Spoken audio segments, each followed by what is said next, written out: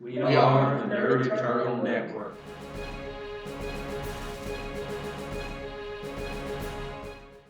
Hello, and welcome to the Nerd Turtle Network. Today we're playing Icon's Earthbound. I'll be your GM for the day, Jason, and with me as usual will be Curtis playing Landshark, Hola. Taylor playing Unison, Howdy. Mike playing Independence Ray, Hey. and Zach playing Recluse. Thank y'all for joining us. And who wants to give the recap from last session? Let's see what we have here. Going over the notes. Okay, so we start off with being confronted by our old friends, Skyscraper and Gothic, except in this new Pharaoh transformed reality, they are now Obelisk and Lightbringer. They also have who's the third person?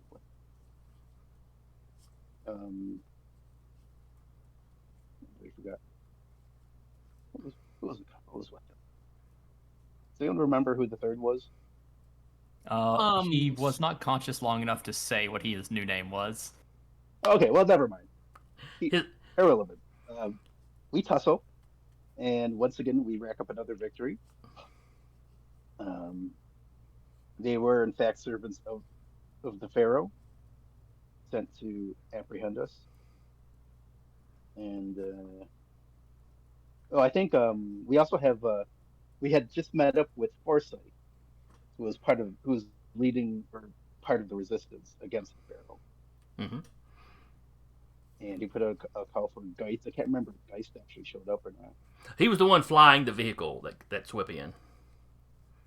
Okay. He sweeps in, he dramatically starts dropping his duplicates through the bottom of the ship, only to have them land and realize the fight's over. So they whisk us away to their secret hideout. Was it in the Alps? It was in the Alps. It was in the Alps, Yes. right? Okay. We start. They fill us in on what's been going on. A lot of the heroes are working for Pharaoh. The academy is no longer has a supers training program. Sadly, Landshark's boyfriend is amongst those heroes working for Pharaoh. Well, that's a little up in the air. Okay. We also learned a little bit about Recluse's transformation. He was swept away to the web world for a little bit, and when he came back, he had full-on spider legs, or like a spider torso, lower torso. Spider Centaur. Yeah, that's right. He went full Drider.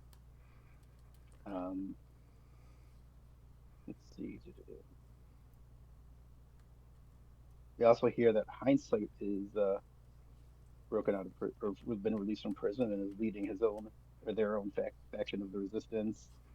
Blah blah blah blah blah. All nations have sworn fealty to the Pharaoh. Yep. Nobody is resisting her rule except the resistance. Thus the name.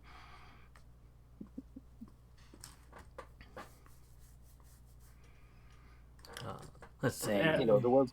They were doing something with a satellite, and we weren't sure why.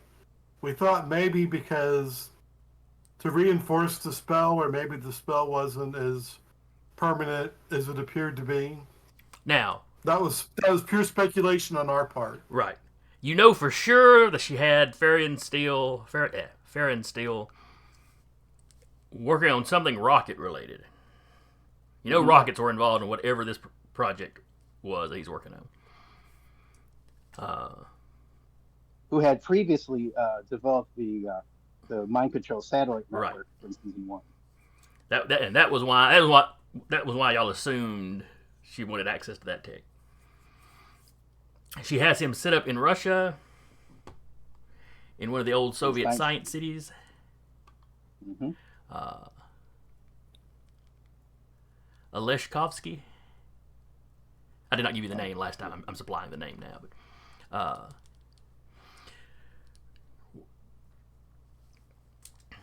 and it was one that had been abandoned, and they're going in and getting it up to snuff. And I believe that was the thing y'all had decided y'all wanted to check out this session. Yes, they gave us a lowdown of some of their current resistance operations, and that was the one that seemed the most potentially fruitful.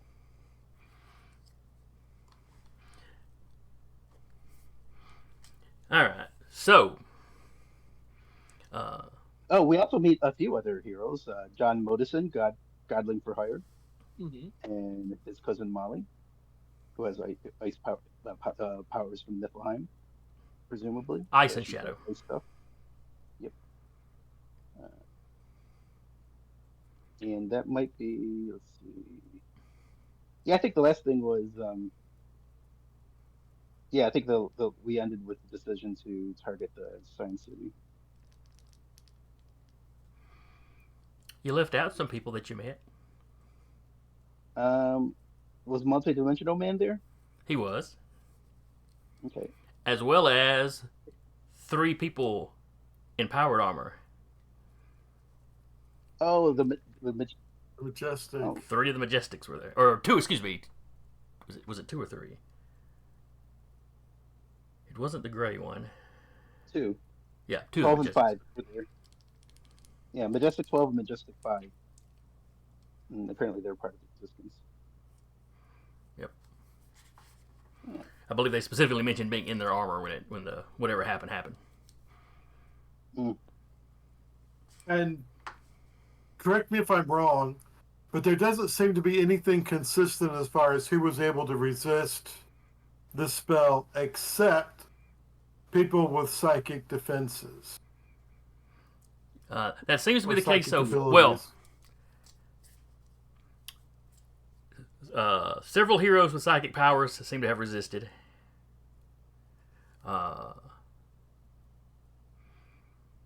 You've noticed now, like John Modison and Molly. Right. There's some that don't have any psychic abilities that are free somehow. Yeah. A lot of magical types were locked away. Which is interesting. Oh. Well, I shouldn't say locked That's away. right. It's like the students forgot they even had magical powers. Nobody's seen Wolf Witch. Nobody's seen the Crucible. There's a spot in Savannah that is just walled all, like a energy barrier kind of thing. Which, as players, is the Crucible spot, but I don't know if any of these characters would know that. I don't think we had any magicians specifically in Spirit yet, so we might not know. I don't think so either. Reckless is probably the closest we. I know about magic and magical theory. Or bring a recluse as our magic expert. I don't even do magic. That's. I know all about magic. Sharks are naturally magical. Oh, well, we lost Mike. Oh no. Certainly hope not. He does look frozen. I'm back. Okay. He wants to do the video. All right. So it's a little up in the air what is giving resistance to her, whatever she did.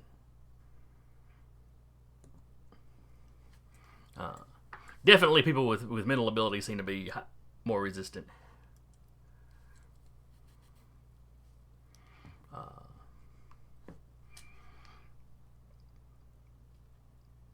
But yes, you decided to go check out the Science City, find out what Steele is up to. MDM asks you, Multidimensional Man, asks you basically who all you want to take on your team.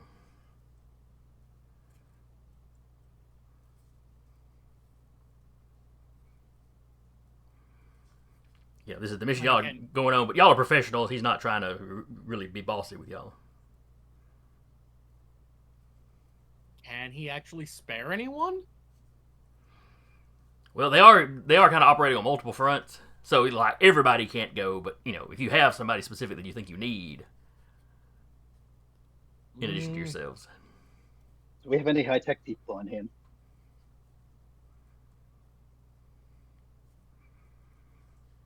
On y'all's For that team, matter, do we have any? Do we have any Russian speakers on hand? Do either of the Majestics know how to operate rocket science? no, neither of them are rocket scientists. Unfortunate. Uh, You know, I doubt we rocket have sci- that many rocket scientists on hand. Probably not. And like, if we're worried about translation issues, there's always Omniglot. We have Omniglot. Oh, Yeah. of course. Omniglot Who is is good with the languages for sure. She's not bad with tech. She's not a super inventor per se, but she's not bad with tech. Particularly computers. And also, to be fair, understanding how a rocket works functionally, not that difficult. Knowing how to put one together, super hard. It's like Last month, describing I how. almost lost a few fingers. To be fair, I don't think our mission is going to be to put together a rocket. No, but I thought if we encounter I figured that someone would be that would be helpful in trying to figure Oh, out sure. when that No, technology's being developed there. any tech person but- we can bring along would be helpful. I've only Obviously. I've only tossed up where part of the resistance, but oh well. Until then, And who knows where he Right. is? right, exactly. But I don't think I'm being presumptuous to say this. The Bear team's on board for this. Or once again, I'm just want to check to make sure you're still inclined and interested in continuing on with this investigation into our little backwater corner of the galaxy. You were asking who that? Oh, I was asking Aurora. Oh yeah, she's happy. Is she still with us? Yeah. Oh yeah. Yeah, she was hanging out there with everybody else while you were. She was. I think when y'all walked back in, she was arm wrestling John Modison. Who won? She did. Okay. I'm sure he let her win. I don't know. Look on his face. You're not sure.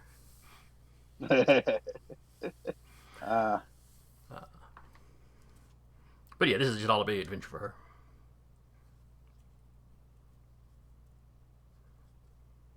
And like, if we run So- into something there that can actually hurt her, then we're already in a lot of trouble. So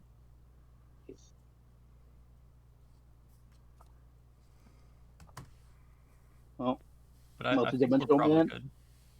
yeah. All right, so everybody, the Spirit team, you four guys and Omniglot and Aurora are good to go. Absolutely. Just give us whatever dossier you may have on Alivjasky, and we'll see what's going on. All right, It's a mediocre restaurant with decent coffee. Alishkovsky. Alishkov. Yes, no V. Oh, no, only one V, I should Yeah, say. only the one V. So yeah, built during the Soviet era.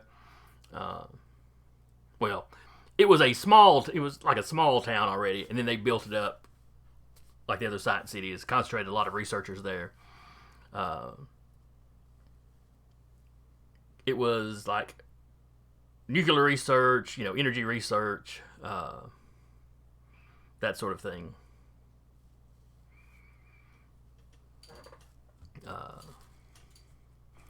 I don't suppose we don't need hazmat suits, do we? No? Question mark?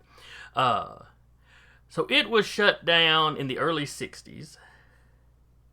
Okay. The official report is that there was some sort of accident and the area wasn't safe. But there's never been like large amounts of radiation detected or anything. you know, during the Cold War, the U.S. did flybys to see what was going on. And like Chernobyl, it was not. There was not any kind of noticeable radiation or visible contaminant released. And when it was evacuated, it was evacuated in an orderly fashion. It wasn't like a panicked fleeing. They got out fairly quickly.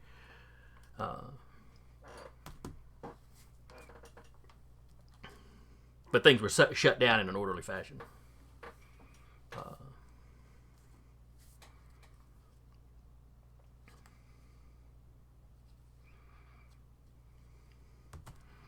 And I said there would be I forget how long I said they'd been working here now. A couple of weeks they've been working on the place now. Oh, only a couple of weeks. Well, I guess a couple of weeks may be all the spell has lasted, for all we know. Yeah, that's right. It only took us a few weeks by the time we. Yeah, it's been maybe a month at most since Unison's copy on Earth got popped during the event. So Earth has not been under her control all that long, even though most people think it's been forever. They don't remember her ever not being in charge.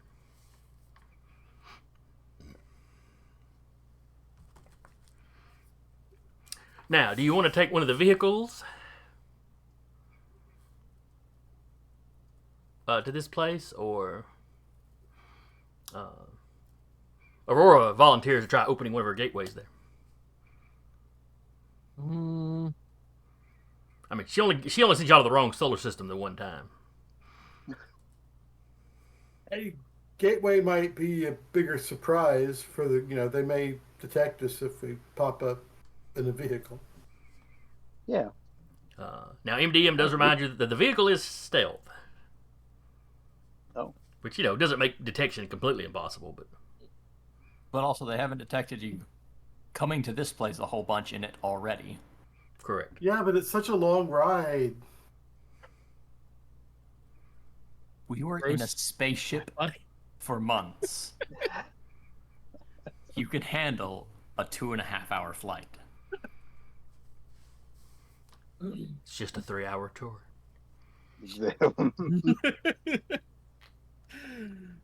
Is this the part where we get ripped back out into space after seeing land?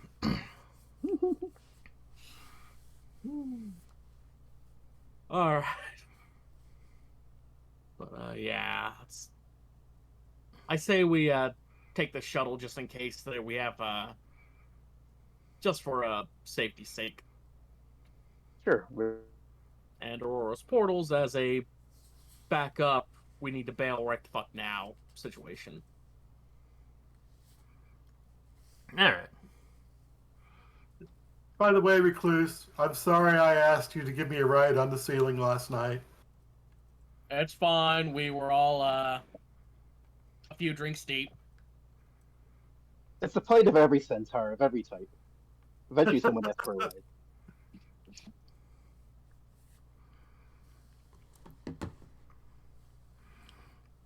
All right, so y'all load up in the shuttle.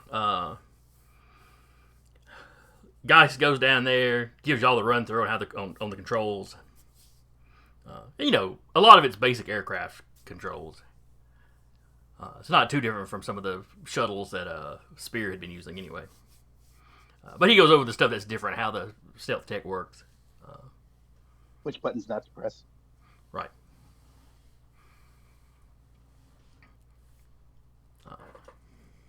Omniglot's there with her eidetic memory, so she's so there's no fear of anybody forgetting.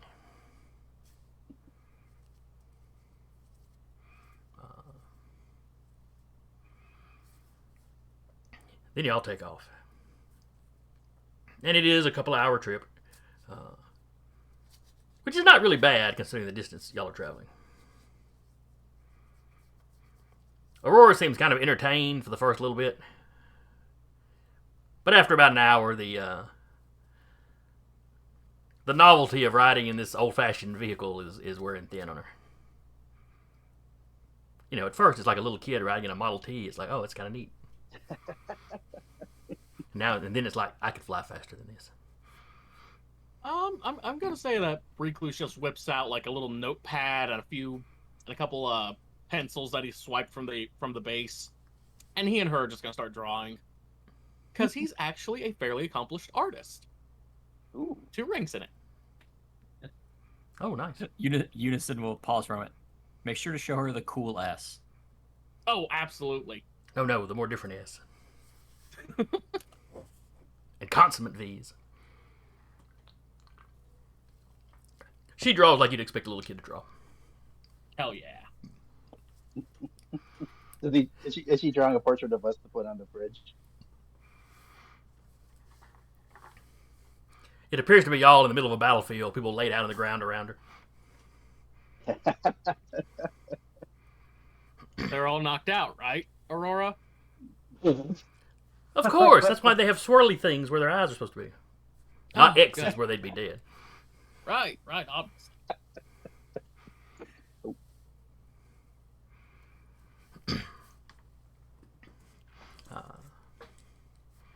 So yeah, so y'all streak across Europe. Across the western part of Russia. You're not going as far as Siberia. But it's kind of still out there in that more wildernessy area. Less populated.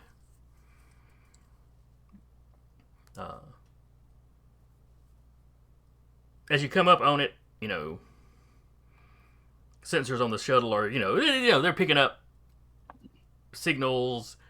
There's, clearly electricity running through the place. A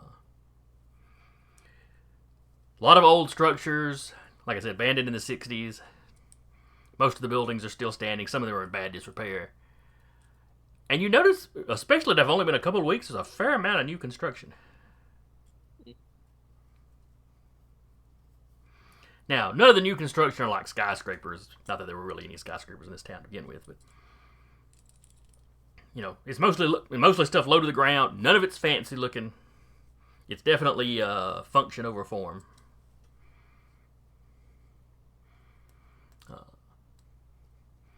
Now they do have like radar. There are some defenses. You can see at a distance. You can see like some anti-aircraft weaponry. Fairly modern stuff.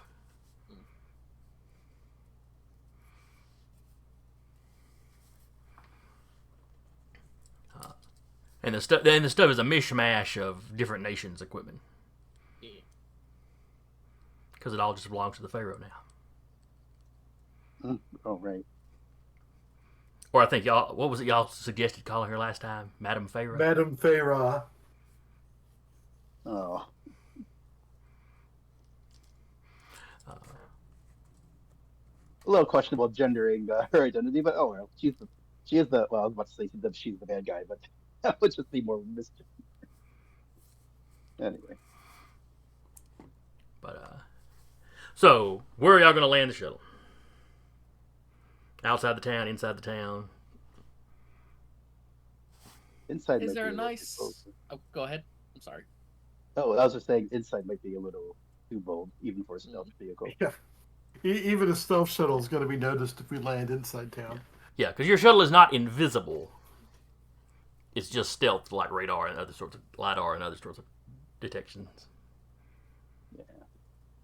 Is there like enough a... bus can fly that we can, at a distance, do our work? Yeah. Like, I've set down outside of town, try and find like a cusp of trees or like something hidden behind some hills. Okay. Yeah. You find an area that was probably a farm at one time. It's more or less surrounded by woods. And, the woods are starting to creep back into what was pasture, but there's plenty of room to land your vehicle. Yeah. Let's see. You arrive at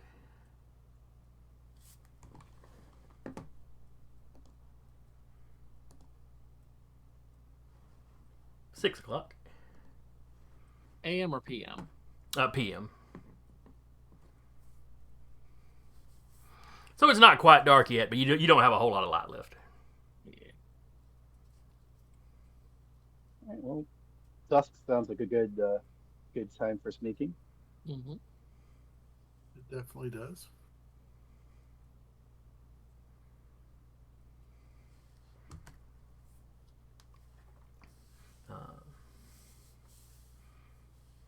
Are we wearing our Egyptian outfits? I don't think we ever got those fancy Egyptian outfits you requested. We didn't find out a spirit Halloween on the way there. Oh, a D10. What's going on here? That's not a dice that's used in this game. I was looking to see what time. I should roll a D12, truthfully, but Jason's cheating on us, or cheating on, not cheating on us. That's a whole He's different. cheating on I the would- cons. no, that would be me Friday playing the other superhero game. Oh, we know about that. That's fine. But As long as you come home to us, Jason. all right, so y'all land. Omniglot, she tells you, we're picking up signals. They're definitely in communication. They seem to be using, what is that thing called? Starlink. Oh. To get like an internet connection out here. She goes, and that makes sense. They wouldn't really have had the infrastructure for that in the 60s when this place originally shut down.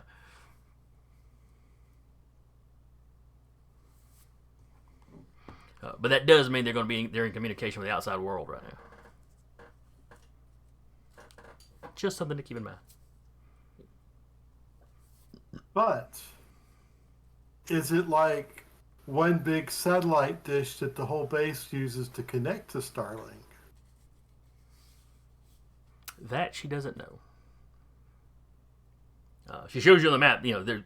There's a lot of signals coming from here. This is definitely a communication hub for them.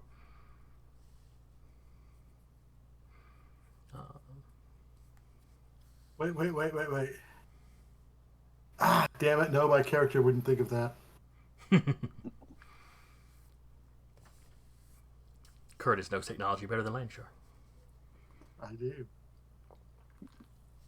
Nobody is shocked by this.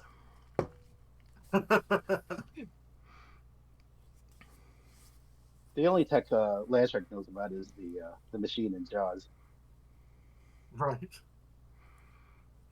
He knows you do not shoot an air tank.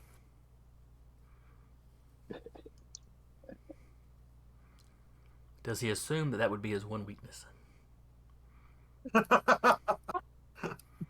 Jeez.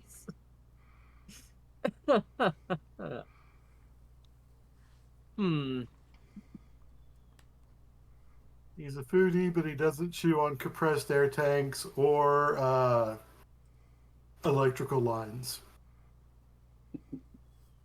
Unison. What is the possibility of having one of your duplicates just hang around that communication hub, cloaked, until we need, in the event we need to just like take it down right away? Cell tower. What? Do you mean an astral projection cloaked? Because I'll tell you right now, the astral projections can't physically touch things. Oh, dang it! I was. Yeah, Like, never mind. Hey, buddy, I know I've pulled that trick on people plenty of times. I can understand the misconception. Because it's funny for me to do that to people. But yeah, the ghost bodies can't actually touch things. Dang it! They can go through walls, though. No.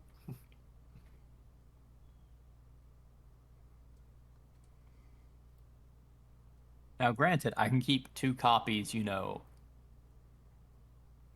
a mile up in the air. And if we need it taken down, they can fly down and shoot it. But I can't stay right next to it. No. Yeah, that'll work. If you're willing to commit those resources. Yeah, it'll be fine. Just doing the mental math in my head. Okay, there's one in the space station. Keep 2 in the air.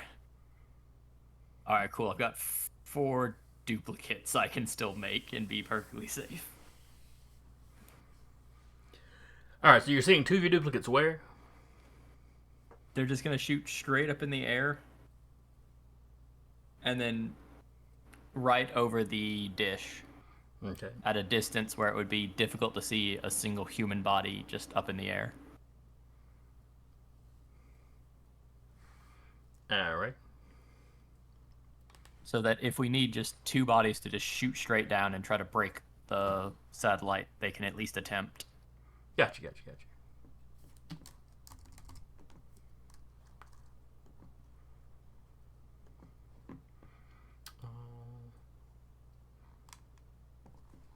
One moment, just popped in my.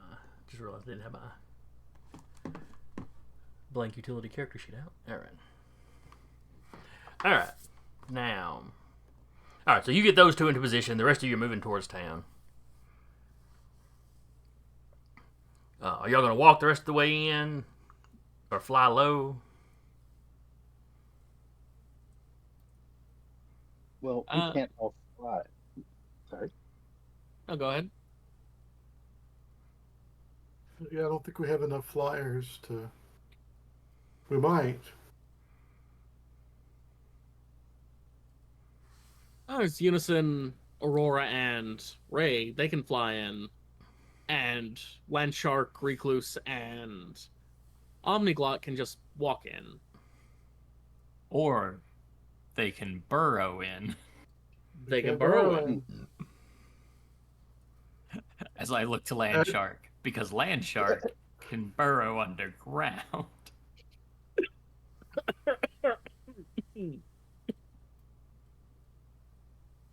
Yes, we can.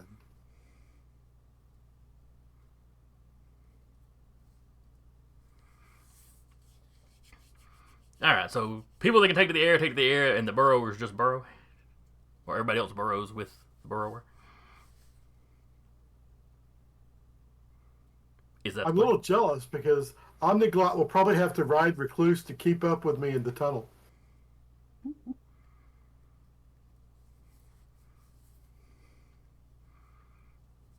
She's like, no, I'm not doing that. You'll just slow down. You don't want to ride Yeah, him Reckless- Spidey back? It just seems disrespectful.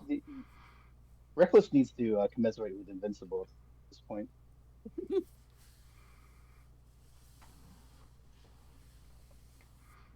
Commiserate with who? Oh, Invincible, because Oh. Best Bud is always asking for air flights. All right, so Of Omniglot pulls course. out the map, goes, let's meet up here.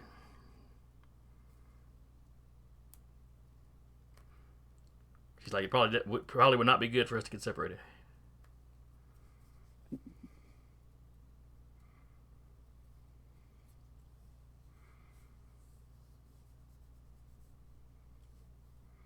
Of course, Landshark can't really see where he's burrowing when he's underground. So, has to pop up and make sure he's going the right direction.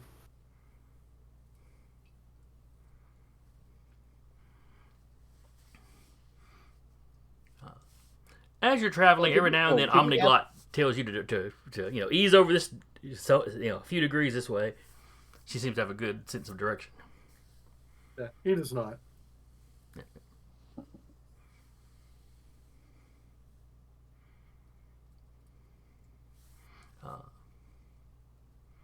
As y'all are flying in, Aurora asks you, so are we beating up bad guys here, or are we just trying to sneak around and see what they're doing? The latter. Little Oh. column A, little column B.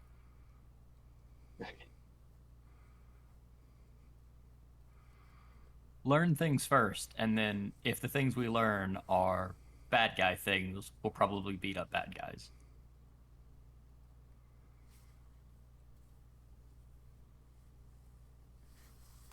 Okay. She'll wait and punch till you say punch.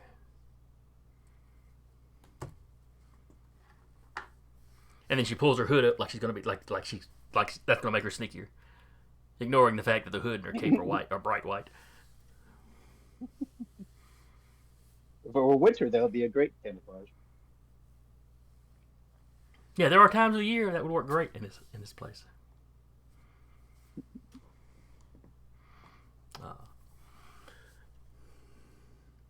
Go ahead and give me stealth rolls.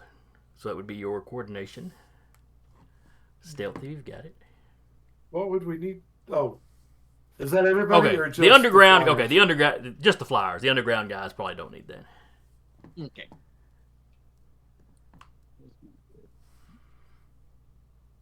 There you are. Light hat stealth.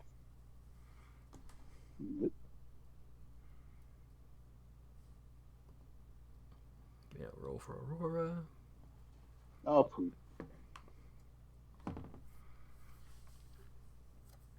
All right. Find time to roll one.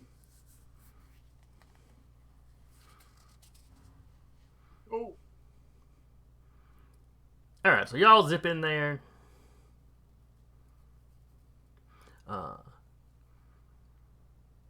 You're passing. You're into town.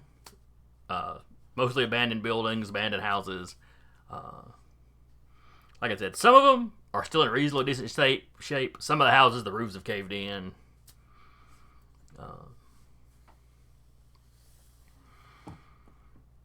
And you all land as you're coming up close to this construction site.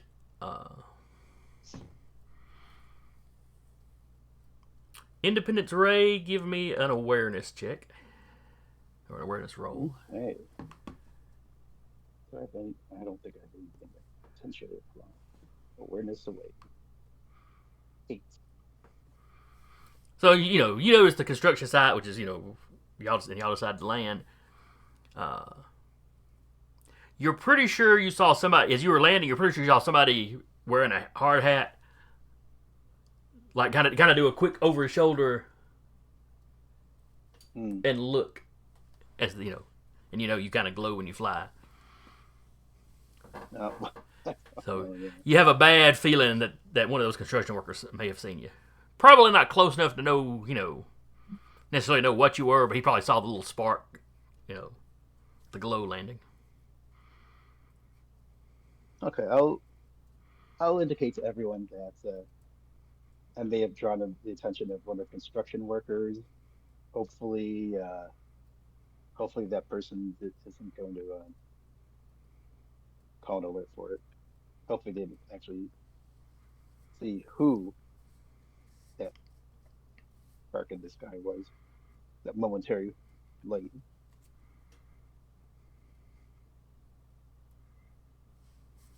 But just keep a heads up that there are people about.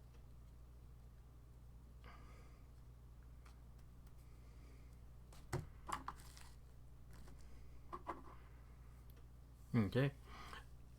A couple of minutes later, y'all hear a little noise behind you.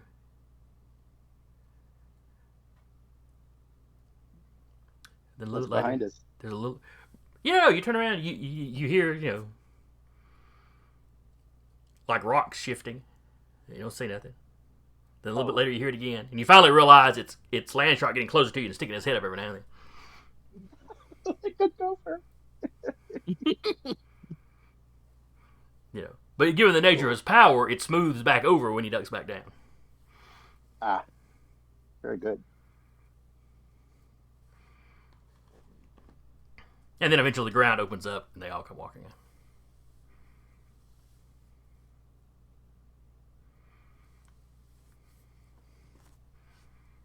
Aurora's like, next time I want to go with him. She's like going down, looking down in the hole left behind. It's mostly just dark and wet, and there's worms everywhere. I don't mind it, but I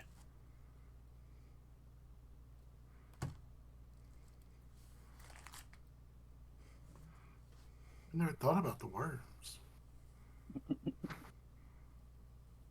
Don't worry, when ground shifts and the earth becomes softer, worms like it. Mhm. It lets them move faster.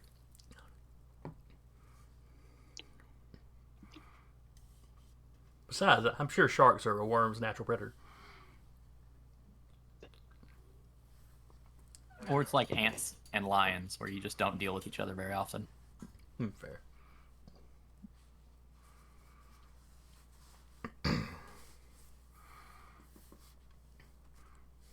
All right, so y'all are all on the ground in town, huddled up behind this building. Did we see any obvious signs of aerospace technology? That construction site, it looks like they're working on a pre-existing building, Okay. and it was definitely something. It was a decent sized building. The outside was almost built bunker like.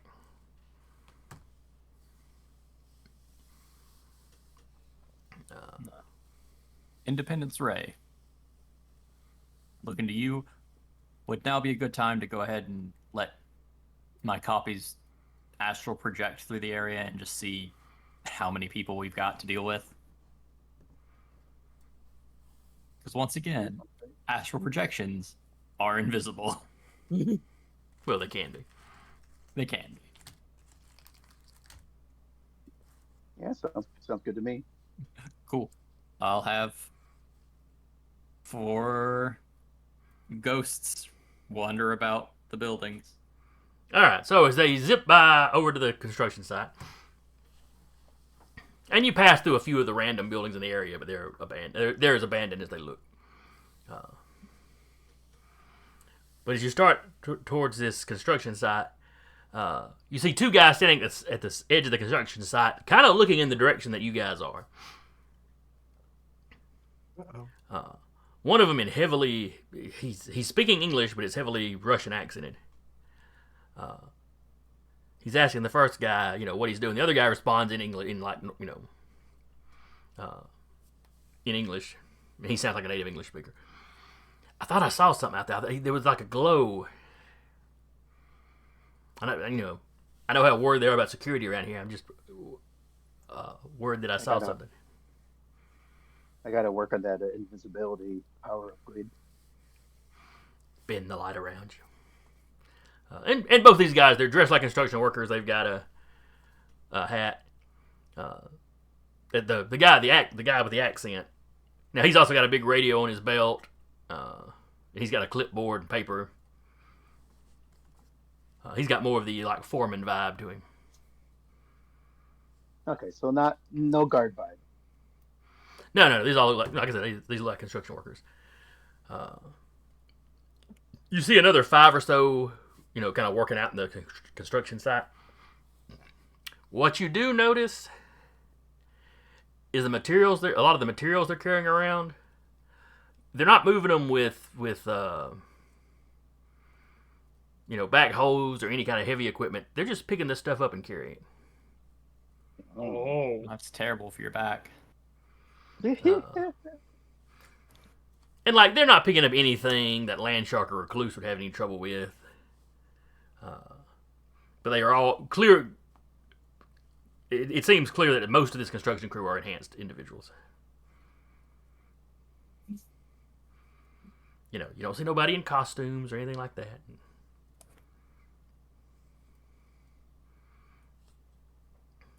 Interesting. Other than enhanced strength, the only ability you see one guy that seems to be shaping the concrete. It's like he'll touch the concrete and it'll just start shifting. Rolling up into the shape it needs to be in. Mm. They appear to have a superpowered construction crew.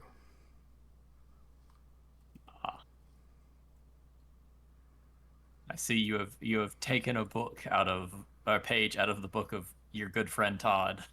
What do you mean?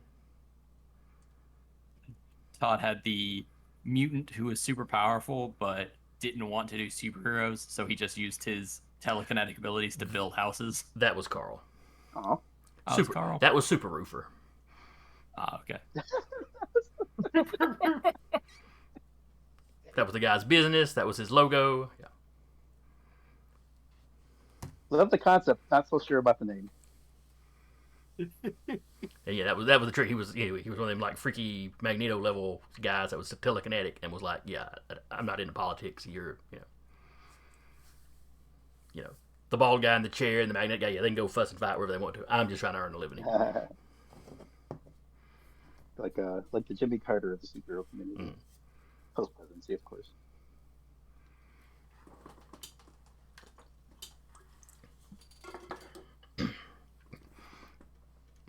But all right, power construction crew, no steel. You don't see Ferron, no. And this is just on the outside. You haven't gone into the building yet.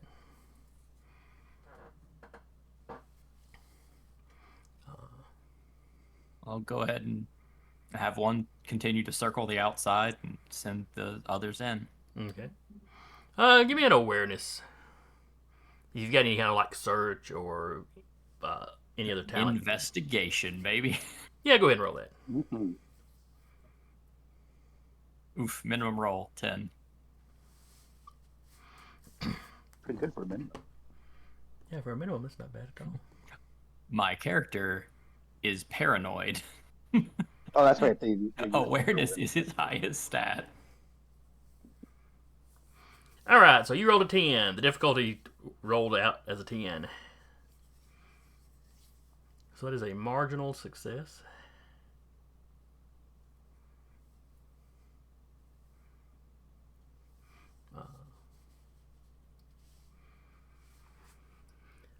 So you see a couple of workers inside, and they're getting the. You see one guy that's working in the outside, kind of working in the offices that are at the surface level. And I mean, it looks like normal construction. He's just updating the the electrical systems. They're setting up some regular modern kind of computers in there. Clearly, he's getting it ready to use. And you see a couple of the guys with a lot of steel and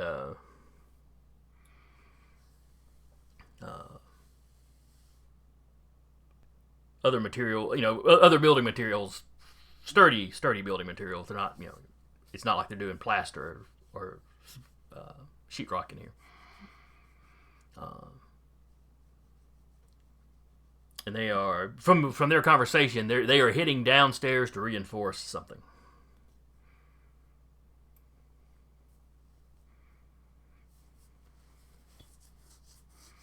And with that roll, that's really all you get.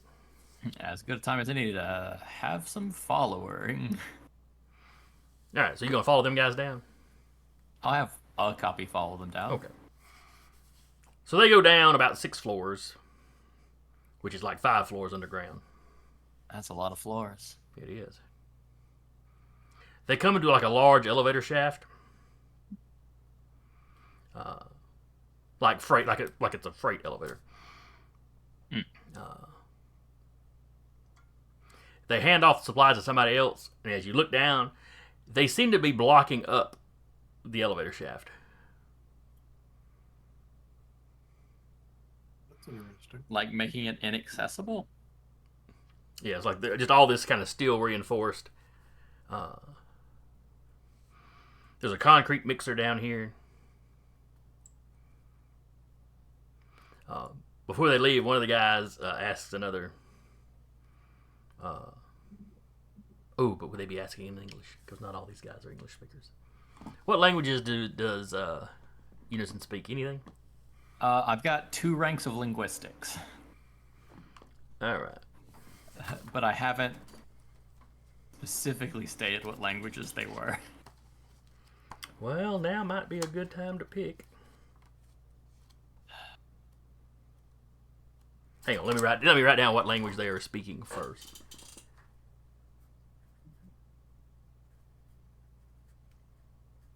All right, I have chosen what language they're speaking.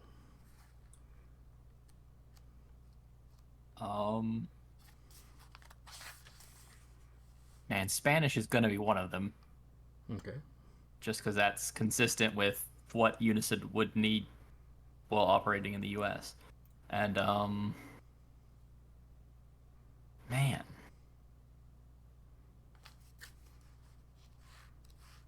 And whatever they're speaking. No,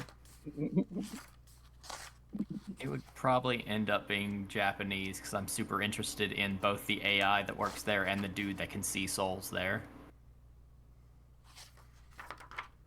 All right. You do not understand what language they're speaking. Such is life. Yep. Now, having said that, you're pretty sure it's Russian.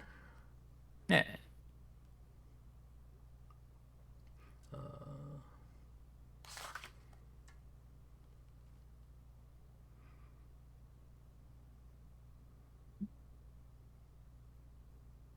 Oh, hang on a second. But Linguistics. You're especially adept at learning and speaking other languages.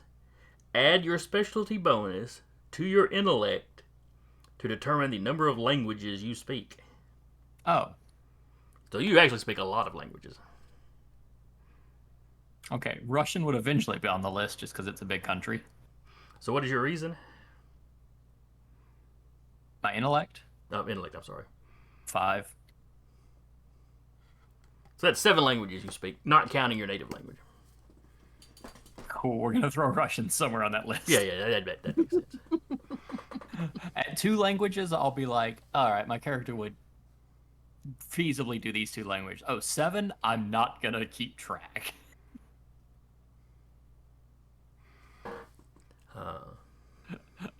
I forgot that my character isn't omniglot, but does know a lot of languages.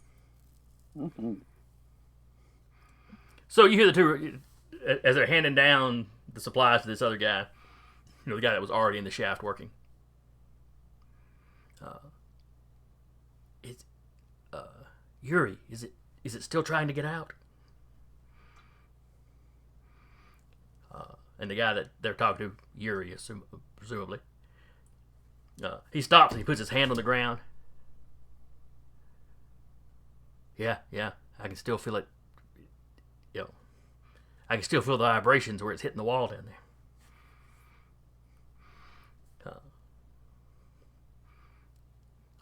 The two guys bringing the supplies just sort of give a shudder. We should never open this building back up, and they start walking back out. I guess I'm gonna have a ghost go try to figure out where that banging is coming from. Okay. Now you don't hear any banging, and like you said, the guy had to put his hand on the concrete. They've because they're pouring concrete into the shaft and then reinforcing it with steel. But yeah, you send a down.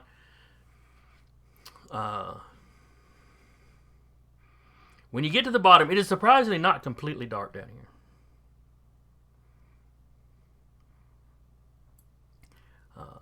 You see a couple of dropped flashlights that are still on. Convenient. Happy to have them. And once you're down here, now you can kind of hear banging.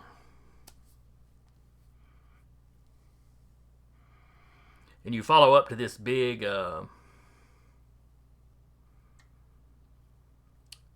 metal door. There's light coming through the little slit in the door. And something is punching the door.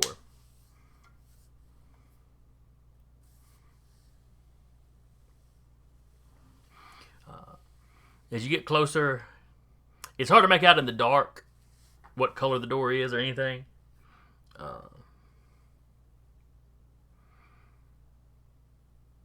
But if you touch the door, your hand passes through it like it should, but you can almost feel like some kind of resistance.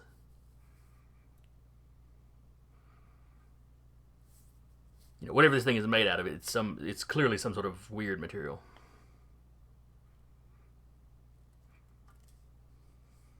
That's fun. I don't usually get to interact with a bunch of rare super metals. Do I see any magic runes or anything scribbled on it? No. And No it's dark. glowing It's dark part? enough you'd have a hard time seeing something like that anyway. But nothing's glowing, other than there's a glow coming through the slit. I really hope this isn't a psychic bug.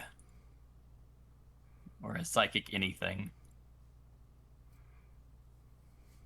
I will go ahead and move in to peer through the door.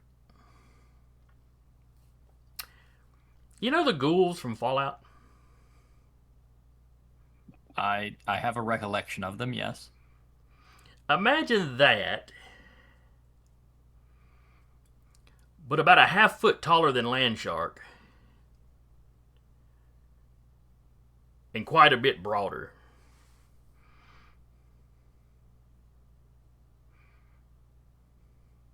So they're like 8 foot tall? Uh, 7 foot? How big is Land Shark? Actually, that's fair. I was thinking about Land Shark being about that size, but he may not be. Curtis, how tall is Land Shark? To be perfectly honest, my original concept was he's broad, he's big, but he's not that tall. You know, he's maybe 5'8", but I also kind of like the idea of him being a big, 6 foot tall guy. Okay. But definitely imposing, no matter how tall he is. Yeah. Okay. He's not as tall as I thought he was, though.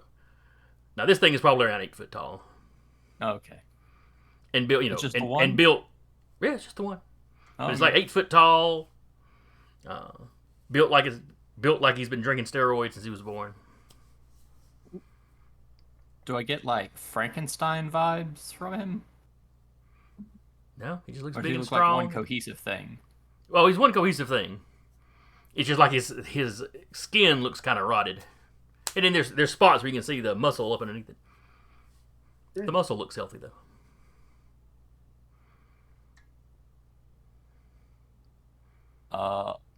Every now and then he screams in Russian that you must let him out.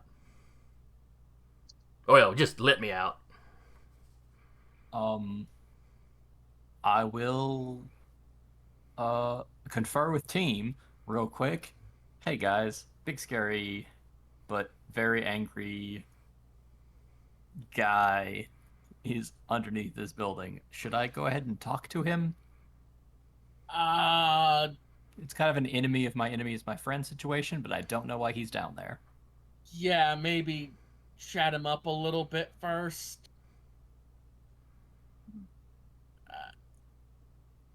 Ray, you are technically, because of me stepping down, in charge of us temporarily. Your view on the matter? Is that still in effect, even though we're home? In I- that case, Well, Yeah, no, I'm probably on probation once we fix things, so I'm gonna go ahead and act Oh, like that's I'm on right. probation now. okay. Well, yeah, whoever's if the Pharaoh doesn't want whatever's down there to come out, I mean, at least potentially, we might want that might be a potential ally, although clearly a volatile one. Yeah, let go. Please take a nap down and see if we can establish contact. Do you speak whatever that person's speaking? Yes, I do know the language. The projection will go ahead and go visible and say hello in Russian. Okay. Oh, and I forgot to mention that the glow that was coming through the door, he is glowing. Ooh. You know, Oh, think your typical, radioactive? typical sickly green.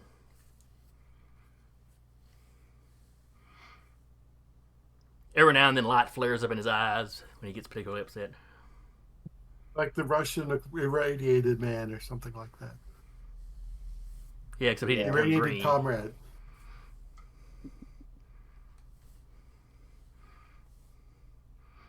He comes to a complete stop when he hears you speak, and he turns and looks. Am I seeing ghosts now? I am, by definition, a projection of a person in a ghostly form, yes. But I have a living body, it's just upstairs. You sound American. I am American. Why are But why are there Americans here? There are also a couple others. How much do you know about magic? I've never been a superstitious sort. Well, the world is currently turned upside down by some ancient Egyptian pharaoh.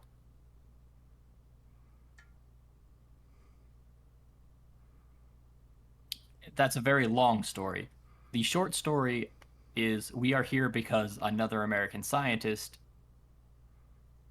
is building a rocket here and we needed to stop him. Why would they build a rocket here? That was never what we studied here.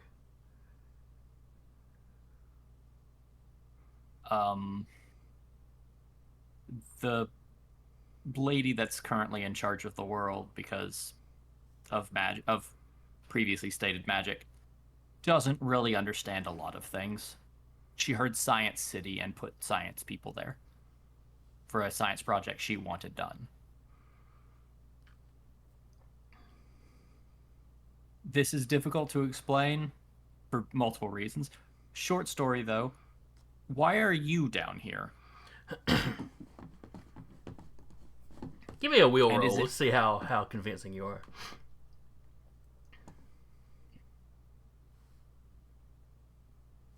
Eight.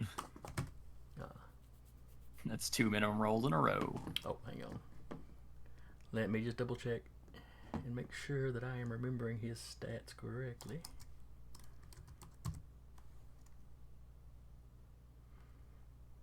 Oh, no, that should be one higher, so he got a 12 instead of 12. Are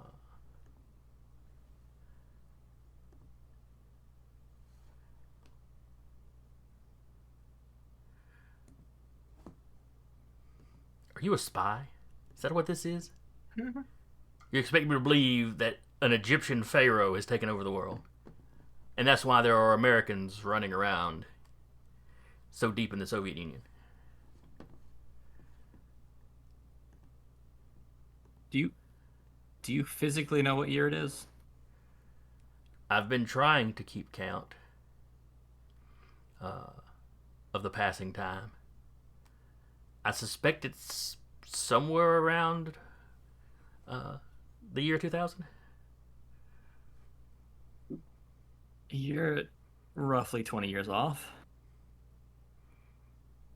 Oh, yeah, it's not too bad for keeping count in my head.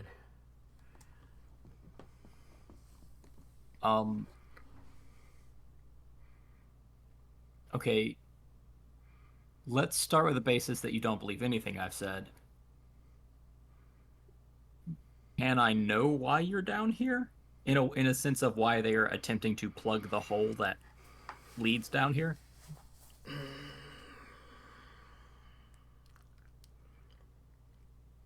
They fear me. Are you radioactive?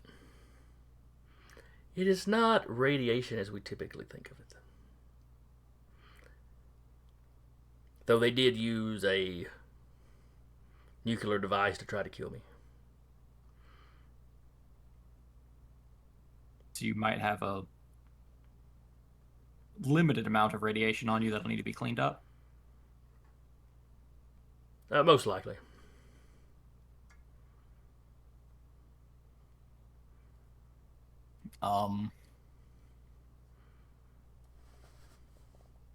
Man, it's going to be difficult to tell you the Soviet Union collapsed. Oh boy. But it's making a comeback.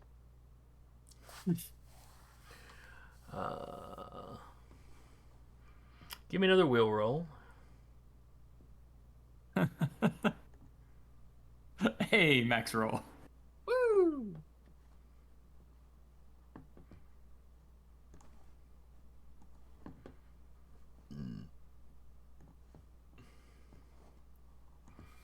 Oh, he rolled minimum. So Russia still exists as a country, but several of the locations it once held dominion over have become their own individual countries. And also I forget if Russia still claims it's communist. It does not. It does No. not know. Okay. It has a lot of nostalgia for the Soviet Union and the power it held, but no, it doesn't claim to be. Yeah. Putin strikes me more as a czarist anyway. Explain that an ex-KGB agent is still the leader of the country, but he's just voted in every single year. It's completely legitimate. I mean, legitimate in the sense that his opponents disappear. Mm. All right, so you're going over this. He asks a few questions about how it collapsed. You know, that makes a disturbing amount of sense. Logistical history lesson. Yeah, he nods along. And he talks about some people that, you know, he knows that did the math and figured out, yeah, the way they were propping their economy, it wasn't going to work much longer. So to hear that's kind of how it fell apart.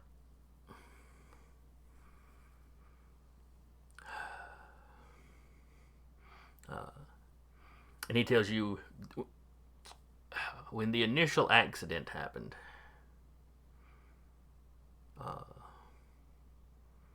he did not take it well. He went on a bit of a rampage.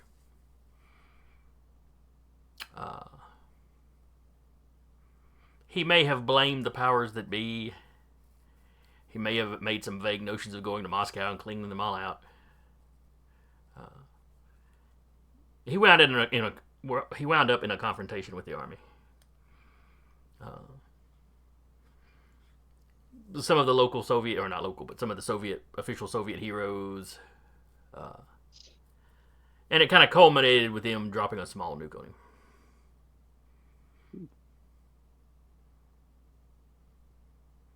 Which presumably knocks you out? No. Oh, fun. Well, perhaps for a little bit, but he was awake before they had a chance to find him. It had sent him quite a ways. No, they eventually called in foreign super. Well, he assumes they called him, and he knows a couple of foreign supers showed up.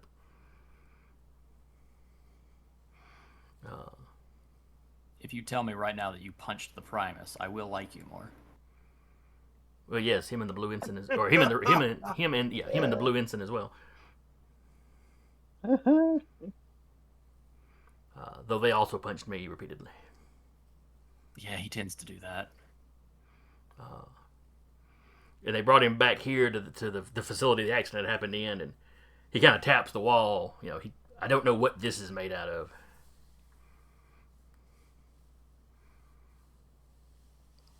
Yeah, I think we were only able to produce it here, though. It was also oddly resistant to me phasing through it. Yes, I can never seem to do any damage to it. He shows you on the wall where there's a few little knuckle prints. Like when I first began striking it, after, you know, the first day they had me in here, I could leave these small marks. It has been years since I've been able to leave a mark on the surface.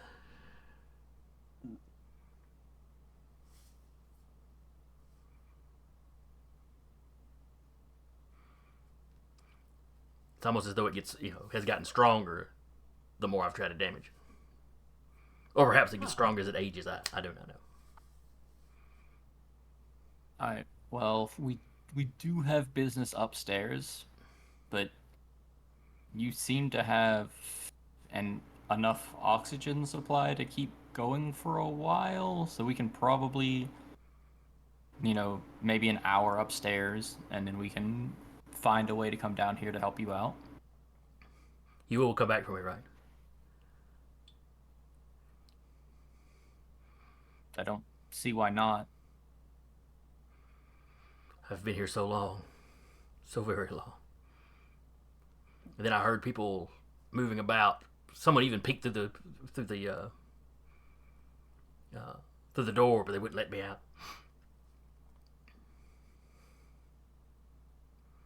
And I heard construction for a while after that.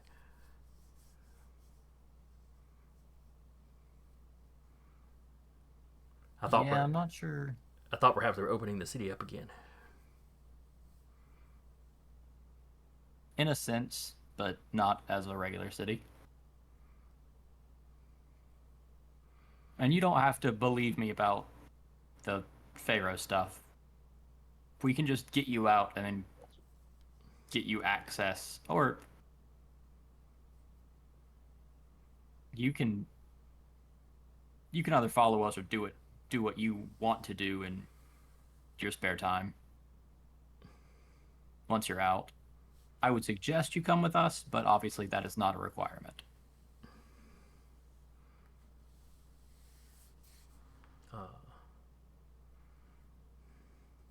But Well, that he being would said, certainly we be need in to your get- debt if you let him out. But that being said, we do need to get upstairs. Well, I'm sure we could handle it without every single version of me running around doing stuff. Versions of you? I can make copies of myself. Oh. If I could only have had that power when I was doing my research.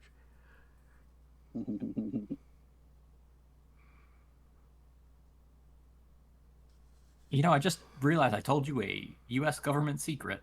Huh. Yep. That's kind of funny. So what's the So, when you get out of here, all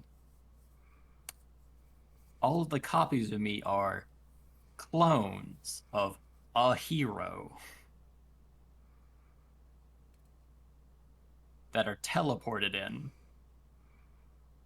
Because that's Unison's excuse. He's like, oh, I'll keep your secret, of course. I'm not sure why your government would bother with that, but. Oh no, I did it to. And then he hide slides from the into government. then he slides into some Cold War era, but your leaders are, lying pig dogs. Yes, which is why I have so much blackmail on them that they let me lead a government superhero team. Now won't he be surprised when he gets out and Ray's actually in charge? Well, they let me lead it for a while. All right, so you take your leave of him.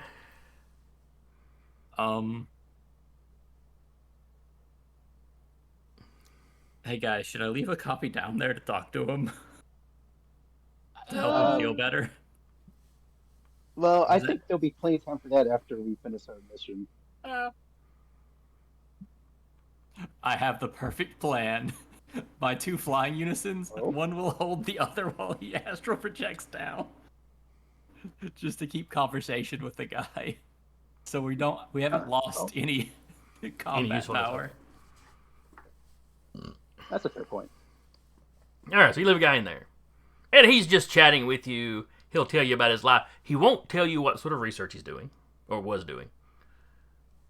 That was classified, and Well, as long as he's coming around to believing you, but he's not quite willing to divulge classified stuff until he knows for sure what's going on. Yeah. But as long as him being out will not be of physical harm due to radiation to other people around, I'm perfectly happy to just bring him up, shake hands with him, and us go about our days. Yeah, you'd have to get a Geiger counter to be for sure. Yeah. He knows he got nuked, but that was in the 60s, so, And the radiation wouldn't do anything to you in an astral form, so. Yeah. All right, have you been relaying all this information to everybody else? Yes.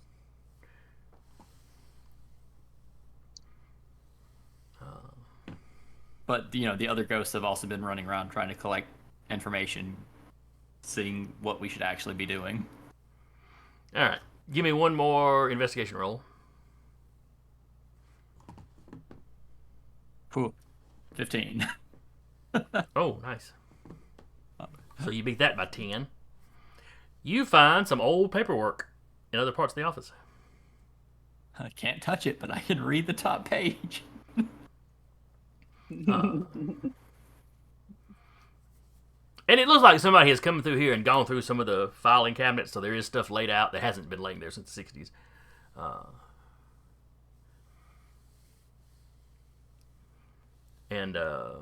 It appears this facility was doing some sort of research. It was power generation. They were interested in power generation. But it wasn't. This facility was not doing nuclear.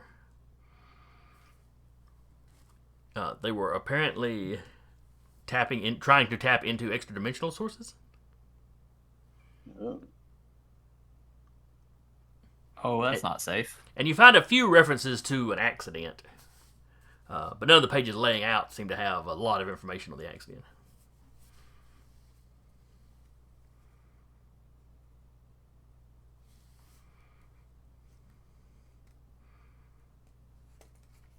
I mean, trying to tap into extra dimensional forces, what could possibly go wrong? Absolutely nothing. Recluse? Right? It's fine. No worries.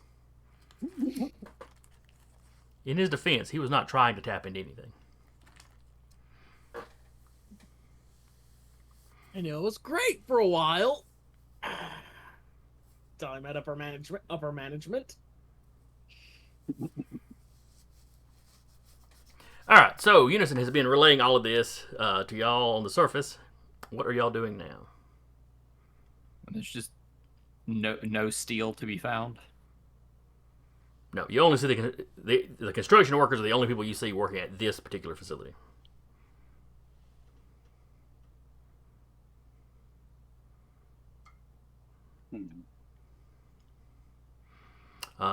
The copies you've got circling the outside, you do see that one guy that spotted Ray. Him and the foreman have gone separate ways. The foreman's gone back down to where the work is being done. This other worker is like walking towards y'all, towards where your guys are. Was that the English speaker one or the Russian? This was the English speaking one. Yeah, the foreman speaks English, but it's heavily accented. But this particular worker apparently is an English speaker. And apparently he decided to go check out what he saw. Oh, we could either have Land Shark just slip us all underground, or we could spread out, or we could just move and just try to explore the rest of the facility. I'm inclined to go with the last option, just to like keep constantly on the move, and evade further detection. Because we can't lay low for too long. The longer we're here, the more chances it has of going bad.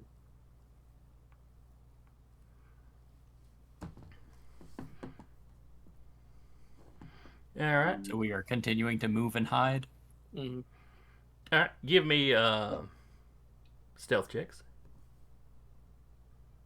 6 is the number to beat. But determination not great. Okay. Yeah. Oh yeah. Good. That's more like it. Okay. So nobody failed completely. Y'all all managed to beat his awareness. So yeah, y'all spread out and y'all are hiding. He comes out and he looks around for a little bit, and eventually he's kind of like, eh. And he walks back, looking over his shoulder every now and then, but he heads back to the construction site.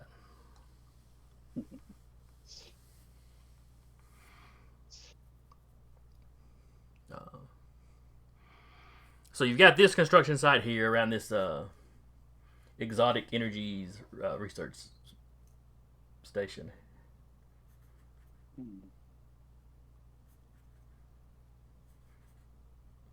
The EER. Though it's probably a different abbreviation in Russian.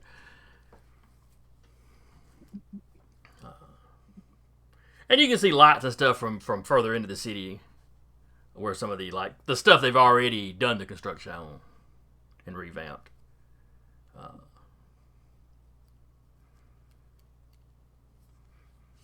That's also where the communication center is.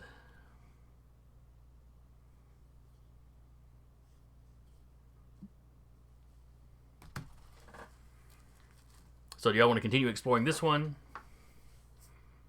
Scout out the rest of the town? Go to the kind of center of activity area? What are y'all doing?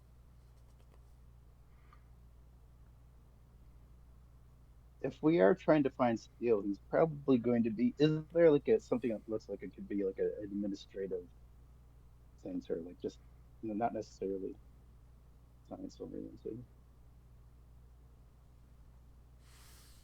There could be. Are you going to move over and kind of scope that stuff out at a distance and see what looks like what? Yeah, maybe even like a aerial view, resume an aerial Do view. we Well, now you do want have to?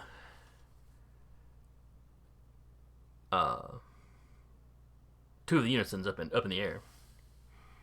Oh, that's right. Has there been any like actual like traffic, any vehicles moving about? Unison, you have seen over more towards the center of the city, that lit up area I was talking about. You do see some vehicles moving around there. A lot of area. It looks like there's an apartment building that's actually like lit up like you would expect an occupied apartment building to be lit up. Oh, okay. Is it like does it look like just housing barracks? It looks like an apartment building that probably dates back to the '60s, Okay. but this one looks like the Is outside has everything been like repaired, so it looks like it's in use now. okay? And it's kind of centrally located between like the building you're thinking of as a communication center. You don't know what the building's actually for, but it's got the radar, or not radar, but the dishes and stuff up top.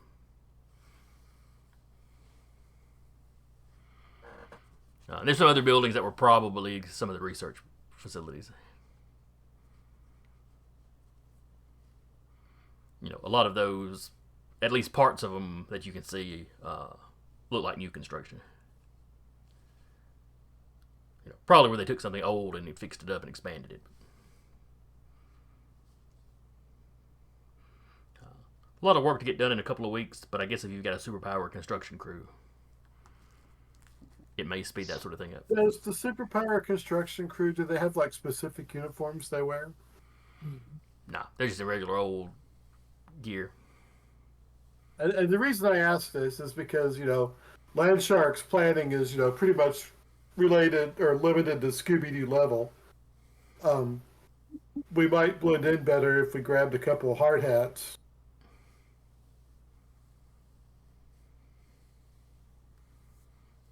Yeah, that's all Recluse needs to have. Yeah. Like Ben Well, Grimm in his obviously, trench coat. Recluse, Flawless. Recluse Yeah. is going to stand out, and Unison's going to stand out because he's always got his mask on. Yeah, trench coat. But yeah, Land Shark, Land Shark even wears a vest and stuff normal. He doesn't have a shirt under it, but yeah, he's got a vest on. So yeah, They'd look at him like he's some kind of... he'd have to take his fin off to put the hard hat on though. Right, he would have to take the fin off. Which would be the first time we've canonically established that the fin comes off.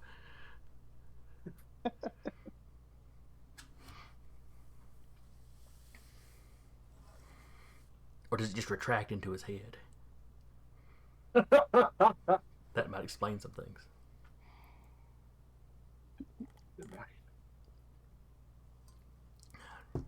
It's not that he's dumb, it's just that his brain is smaller because they got to have room for the fin to get in there.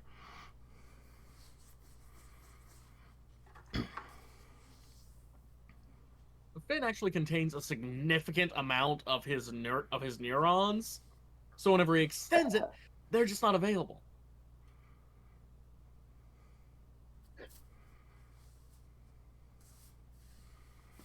Anyway, but that was just a thought. Because we probably need to go to the center of activity, would be my guess. And it's going to be harder and harder for us to blend in. Mm-hmm, mm-hmm.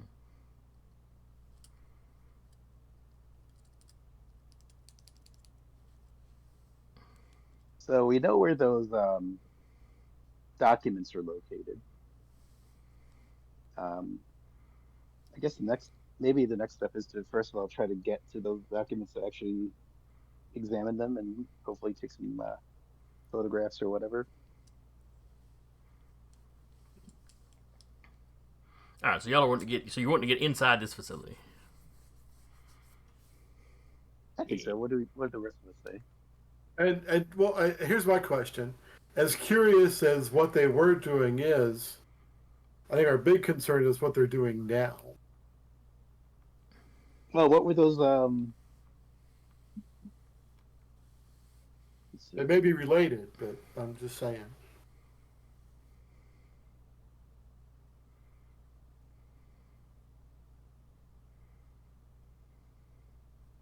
But if Madame Pharaoh is going to be messing with interdimensional energy sources and combining that with her magic, that could be really bad.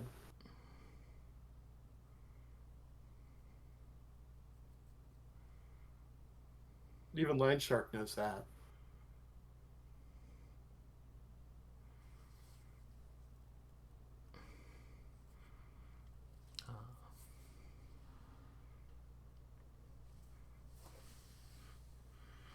I lost track of where those documents were mentioned in the first place.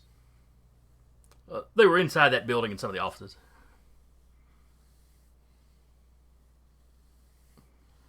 Unison's astral projecting clones. So. Oh, there it is. Okay.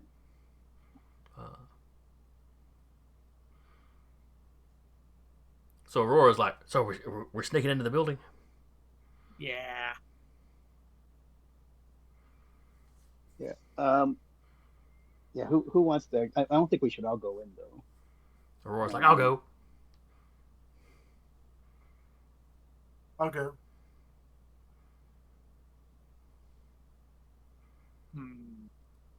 Recluse will stand watch outside, just find a nice little cozy corner, and he'll just stick there, unseen as much as he can.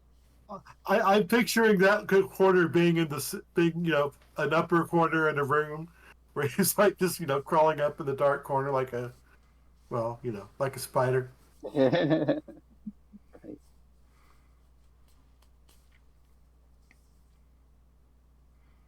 All right. Well, let's see. Where's what entrances are there to this building? You see the main front entrance. That's where most of the construction is taking place. Most of the outside construction. But there's also a side door and a back door.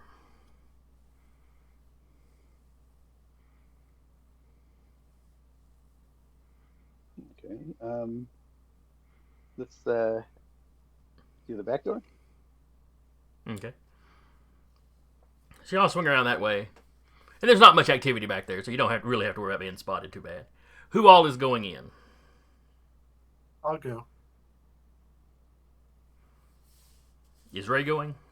And are any of the Unisons going? I'll send a copy in. Okay. Maybe a unison copy, and then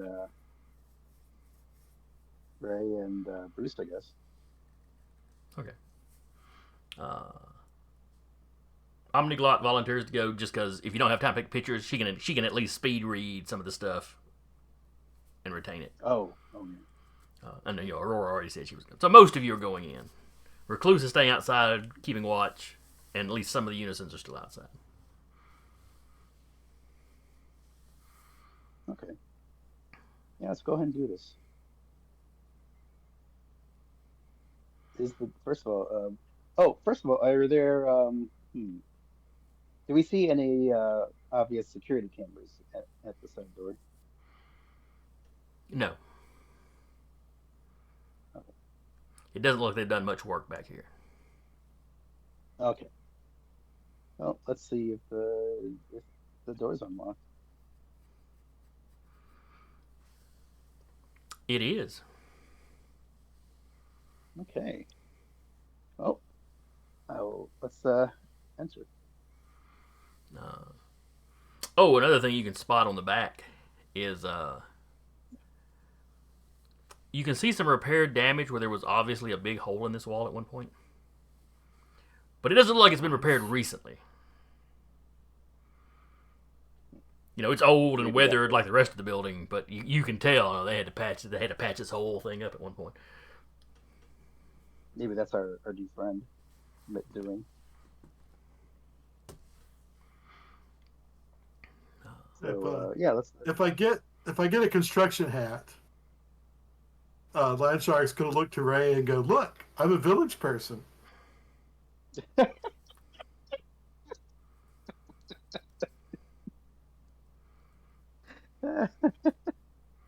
If only you had the cloning power.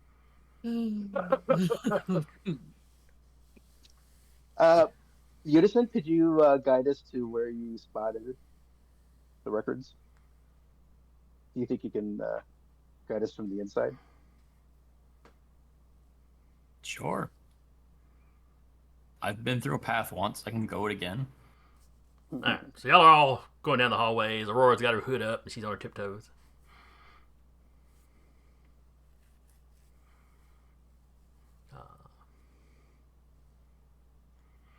You have to skirt by. You have to skirt by one area where there's a guy doing some work.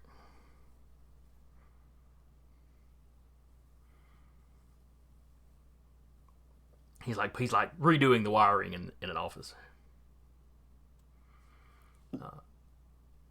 As y'all come up on the door he's in, Aurora makes a gesture like she's punching somebody, and then kind of points to the universal signal of, hey, you want me to go knock him out?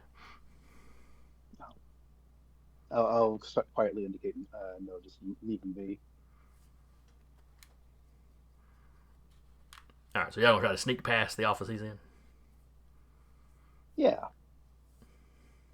All right, give me another stealth.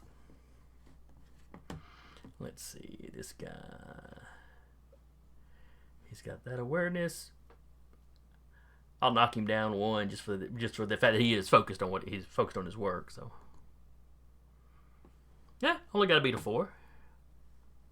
He is not very observant at the moment. Oh my gosh, Landshark was extra stealthy this time. Okay. And Omniglot and Aurora do just fine. Nice.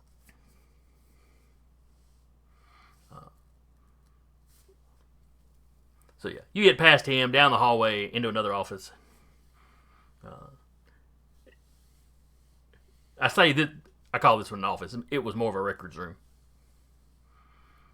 There's filing cabinets. Where the IT guy was? Oh, okay. No, that guy was in a regular office. The office y'all go to is really more of a file and records room than anything. Yeah. And like I said, you can tell where somebody else has been going through some of these records. You know, obviously at some point they were like, "Huh, there's a monster in the basement. What the crap were they doing here?"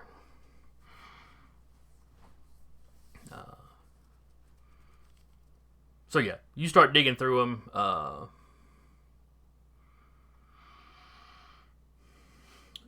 You find they were doing the extra-dimensional energy studies. There was an accident. One of the doctors... crap, what was his name?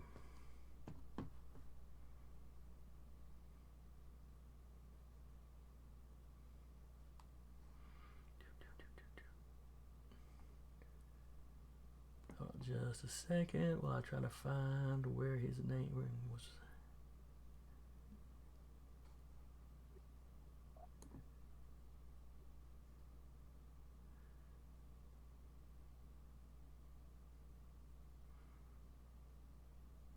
A Professor Wick. That's the Is name on that the name record? familiar to us?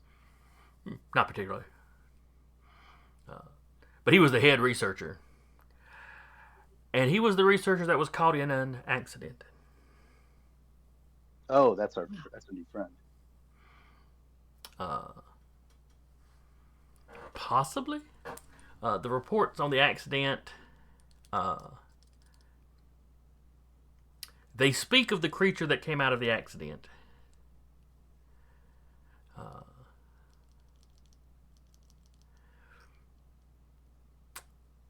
And they don't know what that creature was. It might have been Dr. Wick or Professor.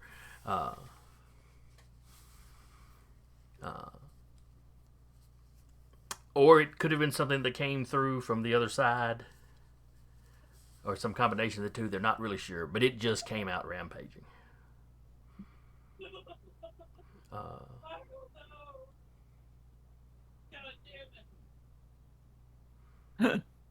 What was that?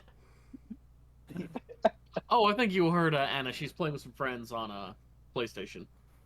Ah. That sounds like things are going swimmingly. She's having fun.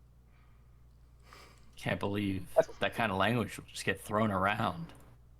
Mm, with a child, no less. Yeah, we were having a pretty good streak of good language in season 1. About the second time Anna ran into those anti-mutant kind of racist FBI guys. Nope. All right. So the latest records you find are detailing the accident. Where they're not sure what the creature was. And it covers, broke out, busted out of the building, went on a rampage, and is like off in the countryside somewhere, as of the last reporting. So apparently by the time they caught him, they were already shutting this place down and starting to pull people out.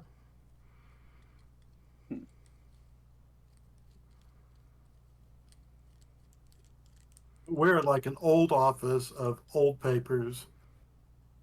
No new research or anything No. like that. Oh, no research is being done in this place right now. There's just construction workers here getting the facility up and usable.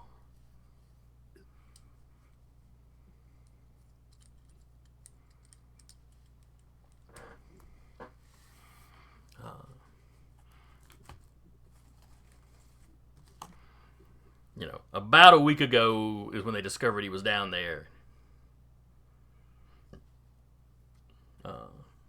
And they started sealing him in. Well, you wouldn't have those. Never mind. That wouldn't be in the records. There's no. I'm jumping ahead of myself and giving y'all information y'all shouldn't have yet.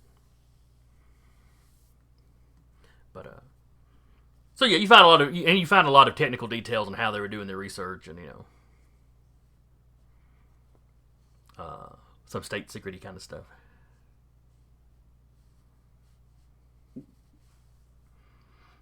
You're not necessarily making heads or tails of it because it's there's a whole lot of maths involved.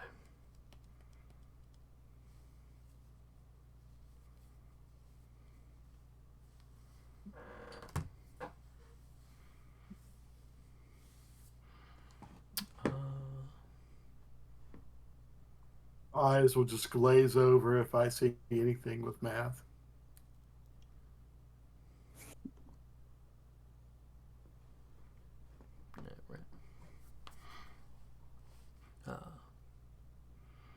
But yeah, you've got your phones or whatever out, snapping pictures of this stuff.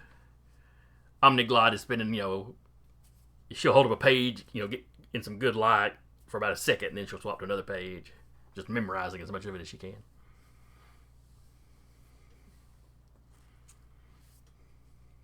So far we're finding a lot about Professor Wick, but nothing about what the Pharaoh wants to.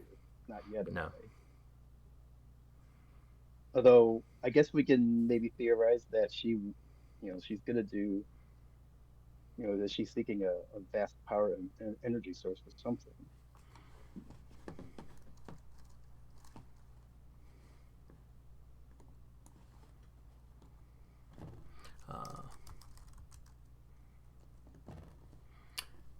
Now, one thing you do find of interest is when it's detailing the experiment, it talks about a device.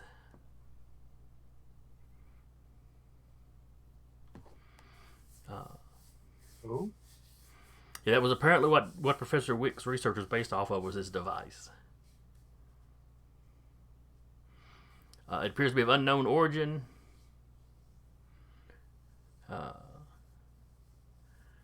And it was recovered in 1908. Here we go. So apparently it was just something they found somewhere. There's nothing in the notes you've got here says where they got it from. But it does say recovered in 1908, not built in 1908.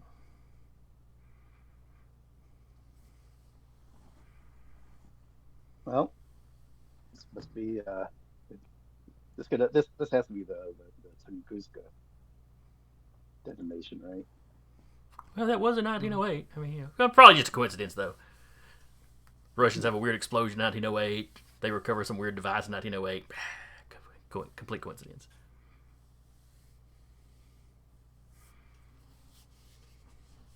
And the device is what they were experimenting on, or is it Appar- even still here?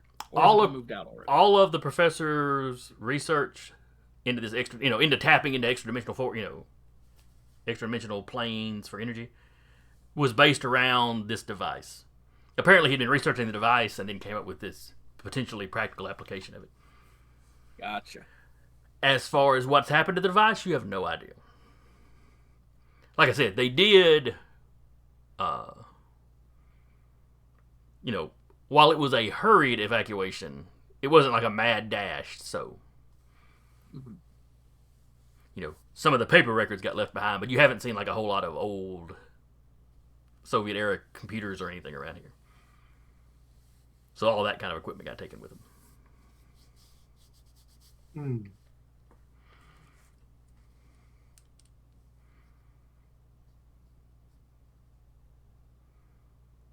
Rude of him not to tell Unison about the device. He's not been talking to Unison about the research. That's classified. I know. That's right. I know.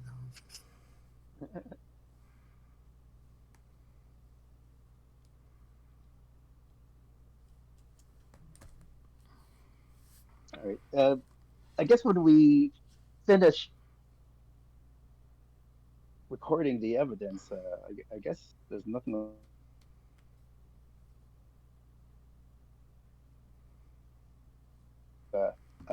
Let's see if we can. I guess I don't feel like we need to shut down anything immediately. It looks like they're just prepping for the nefarious work that is to come, and the longer we can stay off the Pharaoh's radar, the better I feel.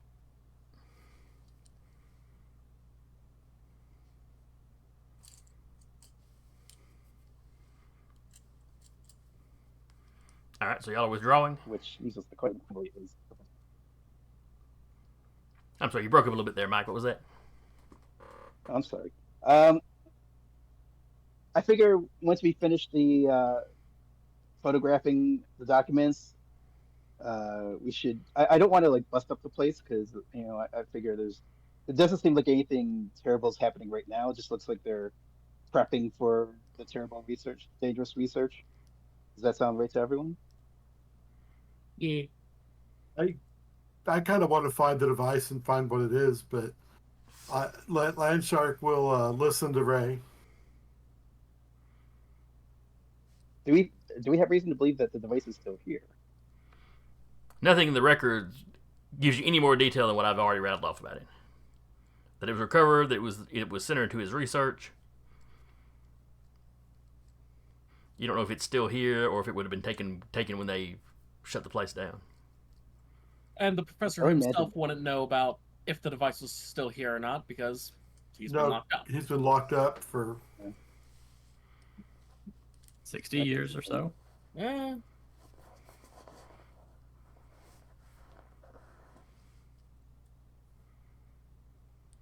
Yeah, I wouldn't suspect that the device is on ground still. I guess our next question is, what do we want to do about Professor Wick? Presuming that is our friend down below.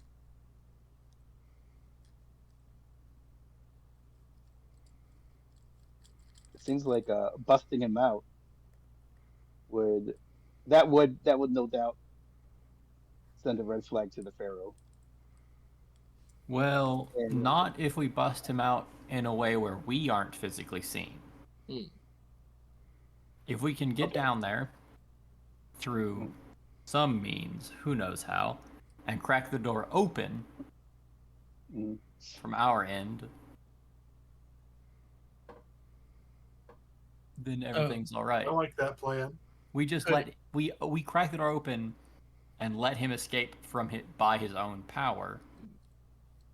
I see. To the outside observer. Okay. Unison, how did he seem to you emotionally? Did he seem stable still? Did he seem like Um, potentially erratic or a danger? I mean, he was scared that he went insane, that he was going insane, but that's a It will, legitimate concern. When he yeah, the fact saw that he's me, aware. he Oh, did sure. not attempt to strike me. He Mm. attempted to communicate first, Yeah, I guess the fact that he's concerned about his sanity is a good sign that he's still got sanity to be concerned about. and he had the rationale to understand that his actions were not actually doing anything, but they had done things in the past. So he had recollection and he had like rationale. Okay. Oh, shall we jailbreak then? I certainly feel like we should. I'm feeling a jailbreak. Okay. Bruce, obviously you're gonna have to take point on this. Oh wait, no, we already wait. No. How do we, oh sorry, we haven't physically gone down there yet. It's just been the projection. So you mentioned there's an elevator shaft. Is that something we can actually access, or do we need to make our own way down? The freight Well, the ele- elevator shaft is being filled with concrete. Ah, gotcha. and like Um, reinforced, where it's steel. yeah. Was that special funky metal comprising all the rooms or just the door? It seemed to be the entire room that he was in. No. Bruce, conceivably. Now, and the room was connected to the hallway. Um, hmm. Could you conceivably like lift all the earth around the room and basically bring the room up? Just like basically like dig it out? Is that a thing that could happen? Okay, I think that falls under the does not look like he exited by his own power. Okay. I think we can probably get to the door and probably open it from the side that it is probably intended to be opened from. Okay. All right. And then the rest is up to him. Right. Or, Oh, we give him an angle where he gets out, but it cannot be shown that it wasn't just him eventually punching his way through to a bunch of people that didn't understand what was happening. got it. Okay. So no uprooting the room. I mean, if we have to uproot, we'll uproot, but if we want to keep it sneaky or any kind of stealth to it, doing a thing that makes people go, well, why didn't he do that from the start? Oh, that must mean he got assistance from someone.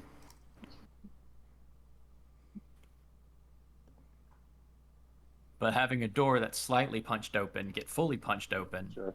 Oh, very good point. Let's yeah. Let's. Oh, I think that sounds good. Let's so so Landtrack will dig us into. Well, no. Oh, how are we going to go approach that? We could either have Aurora portal us down there, or we could Oh, try to right. go in through web warp. That's right. Or I'm we sorry, I could forgot have about that. our underground burrowing machine burrow us underground. Yes. Because there's still the connective Oh hallway yeah. in Well. that room that's not made out of funky metal. Oh yeah. I thought I just thought we were trying to avoid leaving any telltale signs of our presence. Yeah, But you could. Oh wait, you could the seal holes off. from Landshark fill back in like he was never there. That's right. Okay. Cool.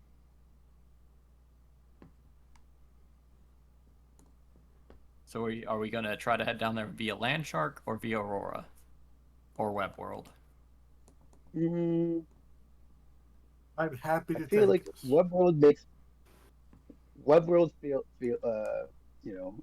I'm not crazy about that idea. Um I don't know. When Aurora opens a portal, is it like a huge energy release, or is it just more of a subtle effect? What was this now? Uh, when Aurora opens up a portal, how conspicuous is it? If you're It's looking not like a boom directly at sound, it, is it? it looks like the air just started folding open. But there's not a Uh, big bright explosion of light unless she's going somewhere with a lot of light on the other side. okay. Yeah, as long as it's not noisy. I guess that's the most important thing. All right. Well, she is more than willing to try. And Bruce, you'll be on backup in case portal goes haywire. Ready, boss? I will go ahead and shoot a quick explanation that we are going to attempt to have someone open a fold in dimensional space to get in here to the doctor or professor. He knew superpowered individuals could do weird stuff. This has been a very odd day.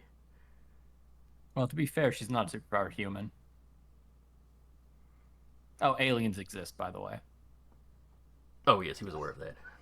Okay, cool. Good. He was around in the '60s, so the superhero scene was a thing by then. All right. Where did I put Aurora's stats? All right, so let's see how she does as you describe how deep this needs to be.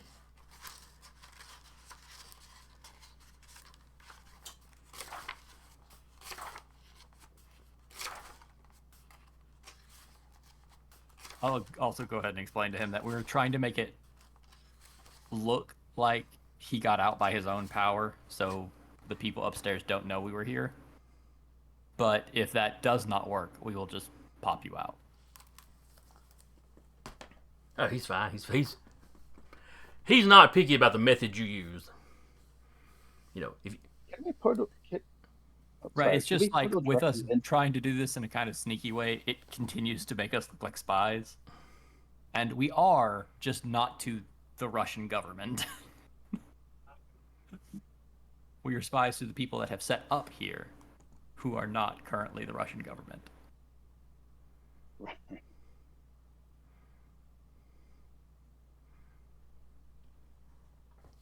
All right. So Aurora cracks her knuckles, focuses. The air in front of her starts folding open.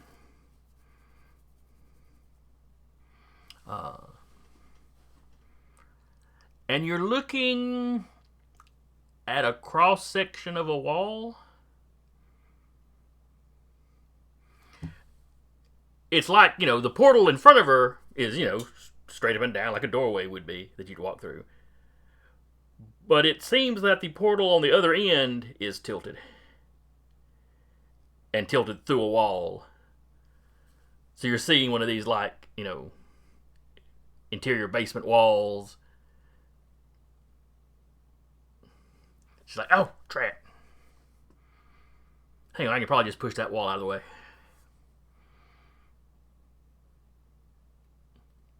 She kind of steps through the portal and shoves and breaks this cross section of wall that was blocking part of the portal. And then she drops through the portal.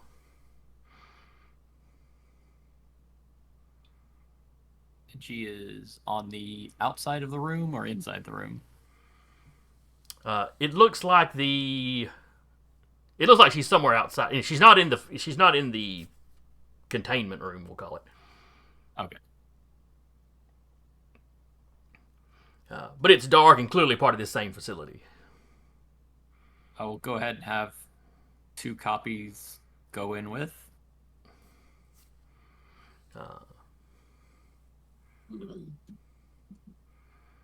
So you drop in there with her. She's looking around.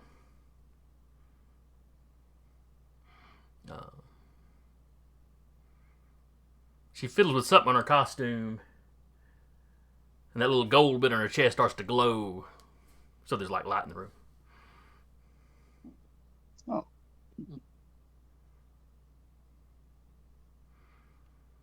Convenient. Oh, it's dusty down here.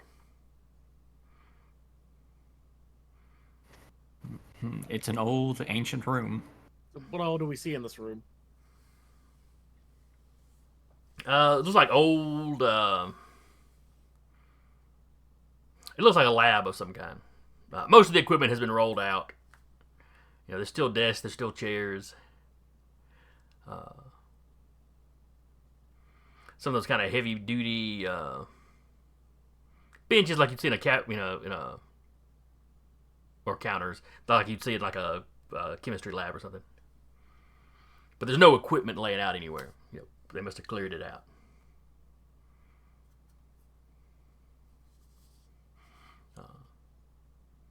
So I think we were off mark by just a little bit. Yeah. I was thinking about going down. I was thinking about looking down. That's probably why this end came out crooked. We gotta be close by though. And she walks over and opens the office door out into the hallway.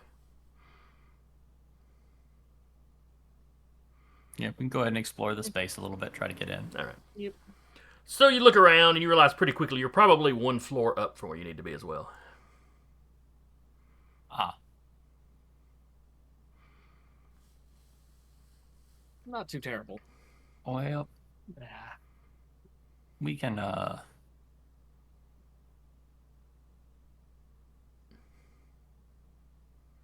Is it difficult or draining for you to open those portals? Well, no, it's just a little hard when I don't know where I'm going. But if we just need to get down one floor, that's easy.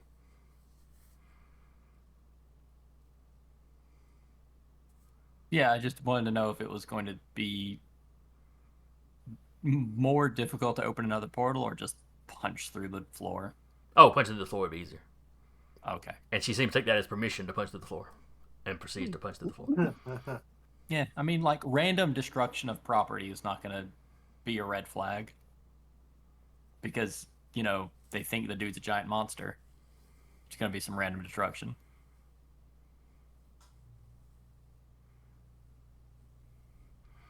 So punch the holes through, y'all get down.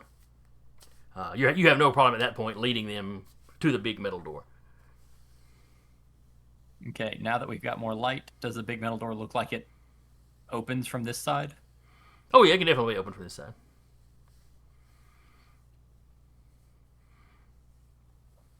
There's like multiple locks. But like the locks don't look they're made of the same material as the doors, so you can just kind of walk up. Any of the super strong people are going to walk up and kind of pluck them off.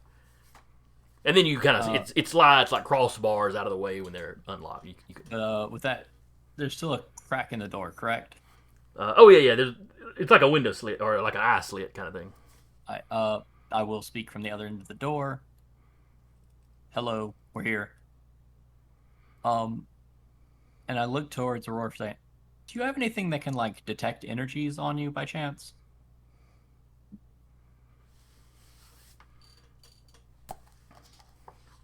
Not really. Okay, just checking. He might have some radiations that could be harmful to creatures, so She's like, don't want you to get. She's like, I'm radiation proof. I fly around in space. Yeah, but he's like extra dimensional radiation. Potentially. I'd be more worried about you guys because y'all are just Well, I mean, not just, but you're mortal. That's what my real body's upstairs. Keeping a safe distance from this. And while all this talk is going on, the copy of you inside with him, he walks over and he's peeking through the slot now too. You brought a little girl with you? Oh, I see the alien. Mm. Yeah. To her, this is all just an adventure with a species of, backwards aliens. And as far as we know, she could be older than all of us combined. Well, she is quite fearsome, especially with all those limbs. Well, I feel pretty now. Wait, Lynn? Who are we talking about? That's a very manly voice. Oh, Recluse went through the hole with us. I forgot. He has clearly mistaken thought Recluse we for the alien. Oh, Oh yeah, I got a 12-pack a day habit. It really kills the of vocal course. cords, but all right. I'm gonna go ahead and stop this. but One, I if you understand him, that means you speak Russian. oh right. Two, if he's speaking English, he's a jerk. That is fair. No, he is speaking Russian. All right. Oh, the big spider is an accident. Or a person who encountered an accident. The small flying girl is the alien.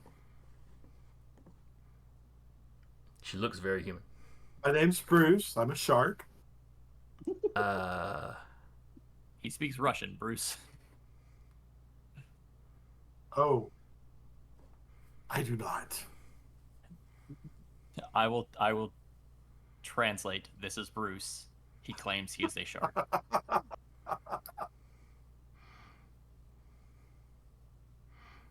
We will go ahead and start getting this door open now.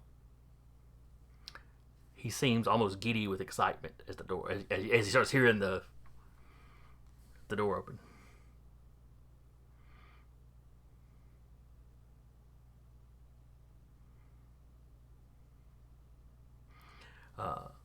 Who's actually opening the door?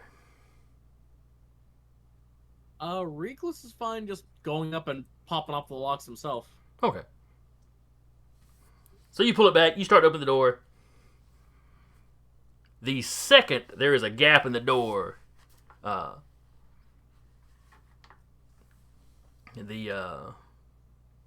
this Russian fellow sticks his hands through. Like, he doesn't fling the door open or push it up against you. It's just like he gets his hands there to make sure that door doesn't shut again.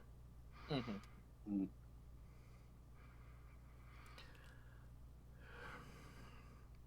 And he wastes no time, stepping through. And like I said, imagine something, kind of Hulk-sized but looks like a ghoul from Fallout. Like a lot of his skin got burned off and it's never really come back. Oh, so the ghoul character. That's who was played by Walter Goggins, right? In the On the show, yes. TV show. Okay, now I know what you're talking about. He is big.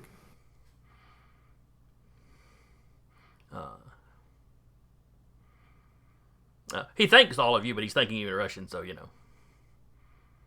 He's thanking us. Well, Omniglot also understands, and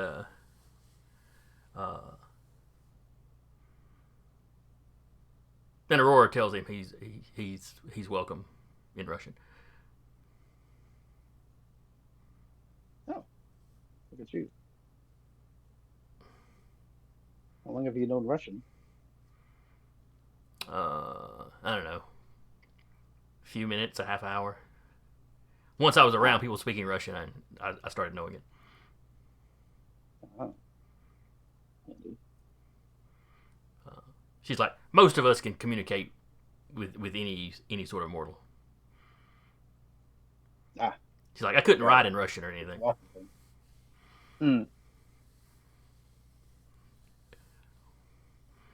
And like, if there wasn't native Russian speakers around, I wouldn't be able to speak it. Oh, that's unique. So, Like, yeah, it's a Tawana thing. Professor, now that we've guaranteed that you can get out from here on your own power, correct? Oh yes. That he gestures back towards the chamber he just came out of. That's the only material I have found that can withstand me. Understood. I could bruise even the Primus. Music to Unison's ears. I mean, hey, buddy, you don't have to sell yourself to me. I already like you. No, sir. Please stop. I couldn't get more aroused if I tried.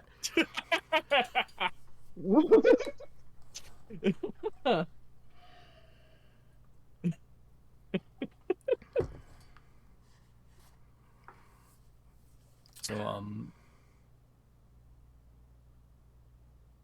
what is your preference of how we go about this? Do you just want to pop up top, see what's going on, and make your own decision? Do you want us to wait a little while, let you get the lay of the land?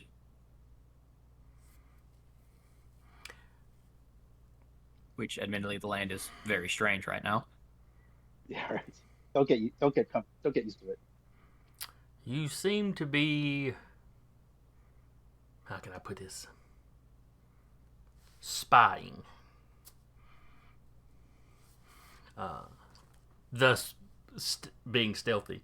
You mentioned before wanting to seem like I'd broken out on my own, so perhaps I should tear my way out on my own.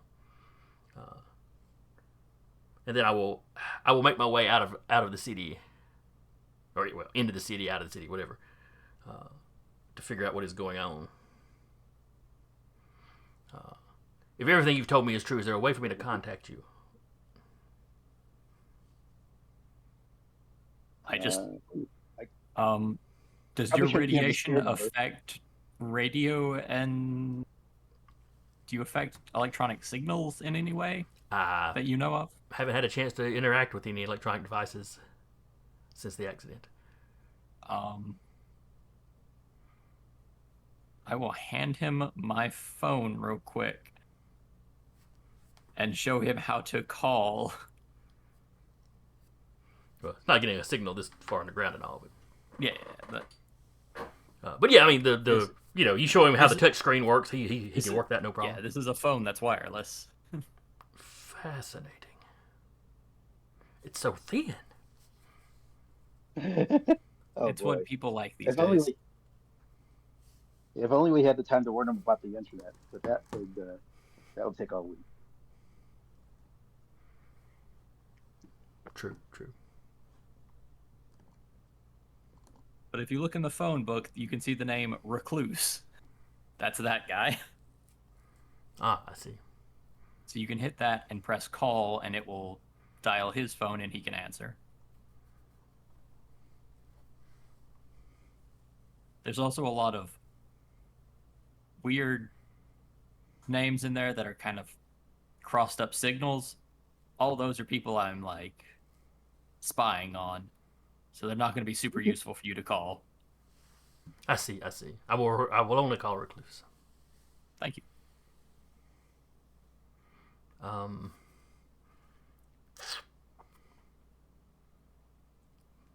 right, have a good one, chap. Tap him on the shoulder. All right, guys, we're good. Let's go. Yeah, let's get out of here. He's gonna get the lay of the land himself, and then call you, and then you will. Call you Recluse, and then you will probably hand the phone to one of us that can speak Russian. Okay.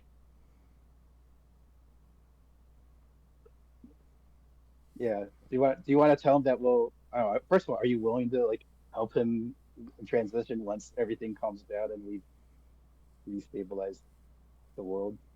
Yeah, I mean, that's what Spear's for, dog. Oh, Education. Regulate. Yeah, education, arrest, and regulation. I thought there was an this is the education thing in there too. Yeah, education, arrest, and regulation. EAR. And he is definitely a super person. Of course, Spear only has jurisdiction within the United States, but yeah.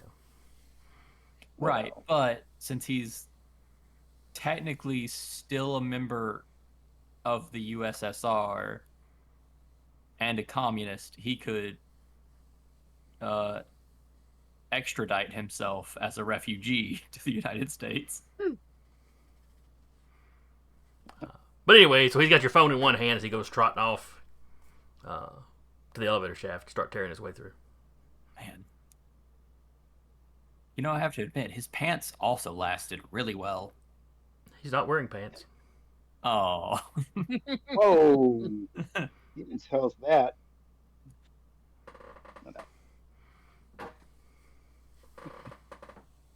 That's why he's holding the phone. He didn't put it in a pocket. He was kind of like, where do I put this? I'm gonna need to wash that thing. When I get it back. Just tucks it into like a flap of skin that's hanging off but not peeled away. Oh no! Oh, It's right there between that layer of skin and the muscle through that little tear on his one of his pecs. Okay, right where a shirt pocket. We're getting into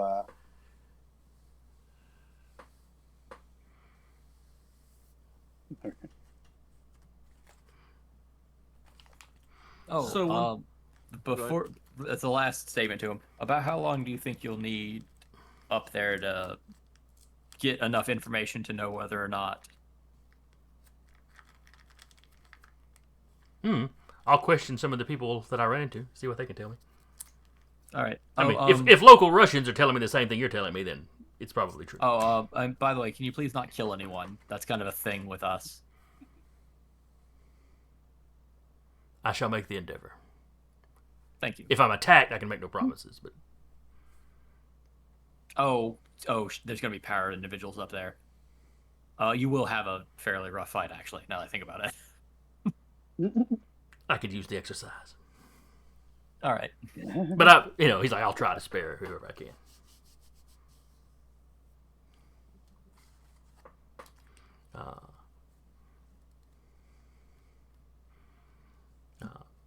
So he heads off. Y'all get back to the portal and back outside without any issue.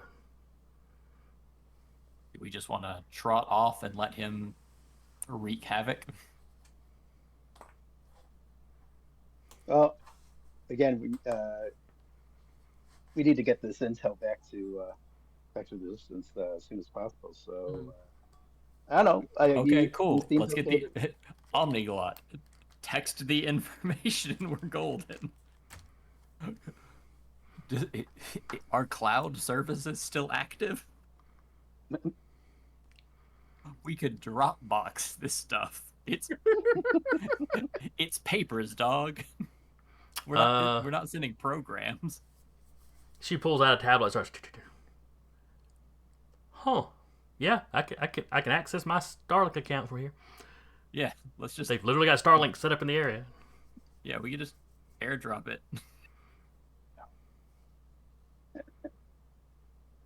It's the future, baby. Spying is easy. And not a lot of people are using it. Which means whoever set it up here was not thinking about security per se.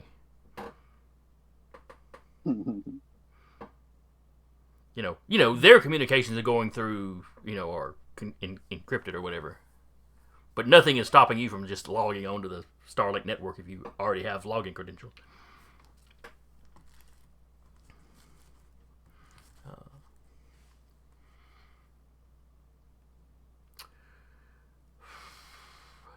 So do you want her to fall back and be sending all the information you've already gotten through while y'all continue to investigate?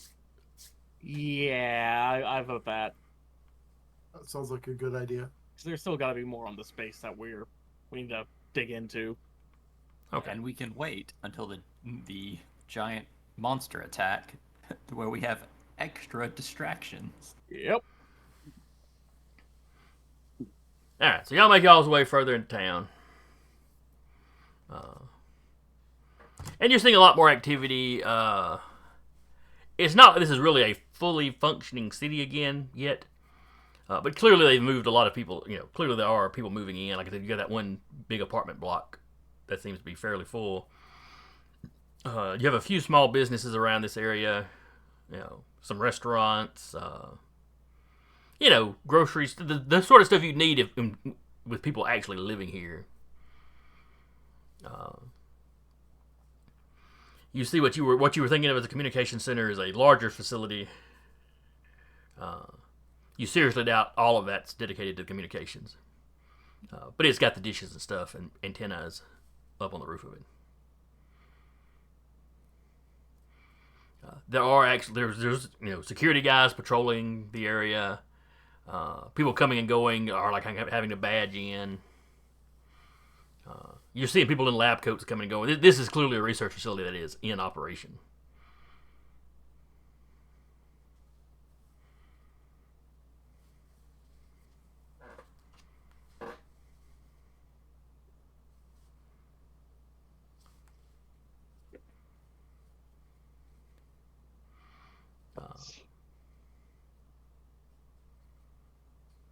So I'm assuming that the chaos hasn't started yet.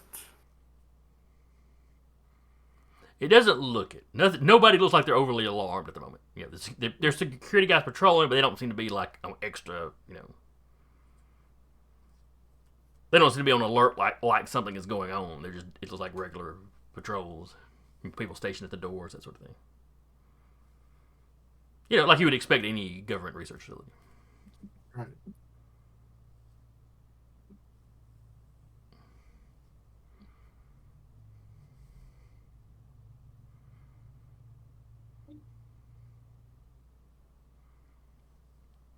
So what do y'all want to do? Just wait until things start popping off, or snoop around here? I guess we could. Yeah, we should. Yeah, I've got some ghosts freed up. because we know what was worked on here, but we still don't know what the Pharaoh wants to do with that research. Mm-hmm.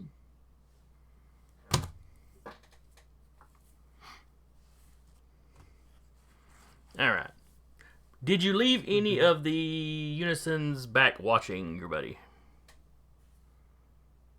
Or watching that facility? That specific facility, I guess, yeah, the one I've got free because of the two flying in the air. That one is currently sent. Yeah, I could keep a ghost on him. Okay.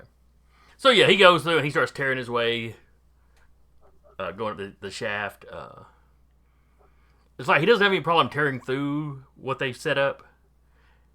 It's just the awkwardness of having to like drive his arm into the wall to hold himself up and make his way up the shaft that way. So it's about 30 minutes before he comes out. By that point, the guy doing the reinforcing at the top clearly knew something was happening because he was running out of the building. So yeah, you see, once your friend gets out of the elevator shaft, he goes bounding out of the building, confronted by the foreman and the entire work crew, who are all clearly at least mildly super strong, but your new friend is throwing them around like rag dolls. The foreman himself is the only person that seems to really be able to go toe-to-toe with the big guy.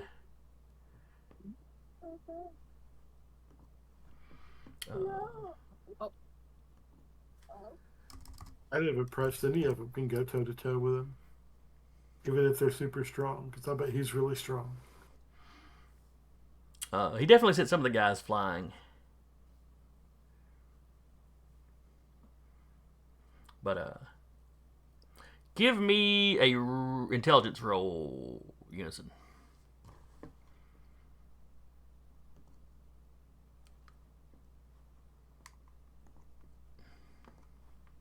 An 8. Ooh. Minimum roll, so a 5. You realize you've never seen the foreman pick up anything heavy. You've never seen him doing any of the actual work. Yet when the super strong construction workers start getting tossed around, the foreman doesn't hesitate to run up. Your friend hauls off and pops him a time or two.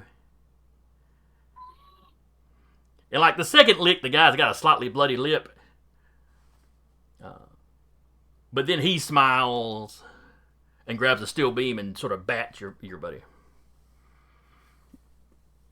And they seem to be swapping licks pretty good. Nothing he's doing is actually hurting your friend. But the most your friend seems to be able to do to him is bust a lip, It's like he's taking very mild damage. It seems to be healing fairly quickly.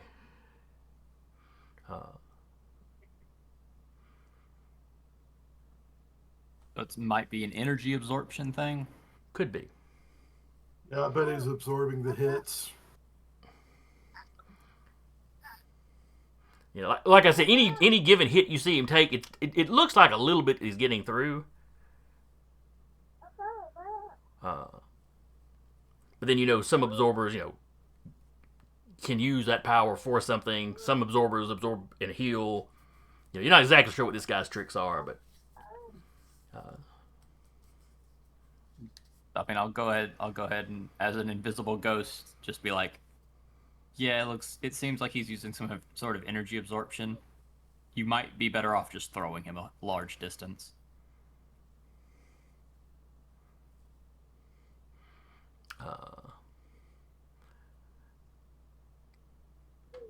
Your friend is growling a little bit now.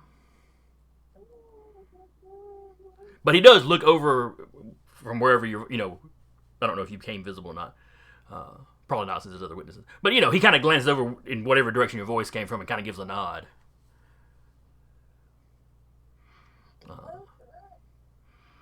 And yeah, they scuffle around for a little bit longer before your friend gets a good grip on the guy and manages to, like, chunk him probably several blocks away. It also appears the more you use your powers in an extended format, you get a little lost in it.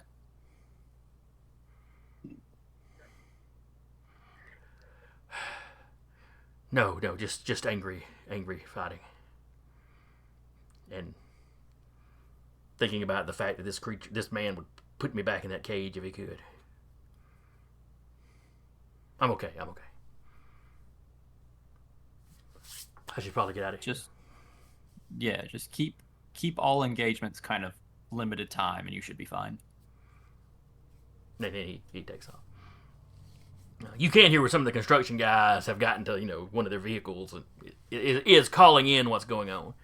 Flash across town. Some alarms start going off.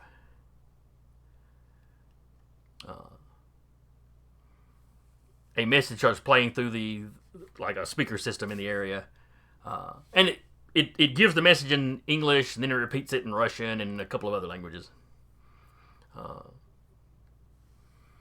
And you see some people run into the facility. All the security guys go on alert. More security guys pour out.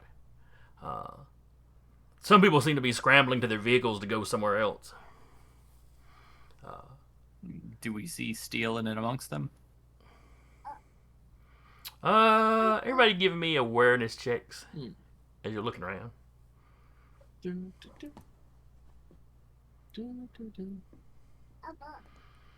This will be somewhat difficult because there's a lot of people moving around, and you're talking about one guy.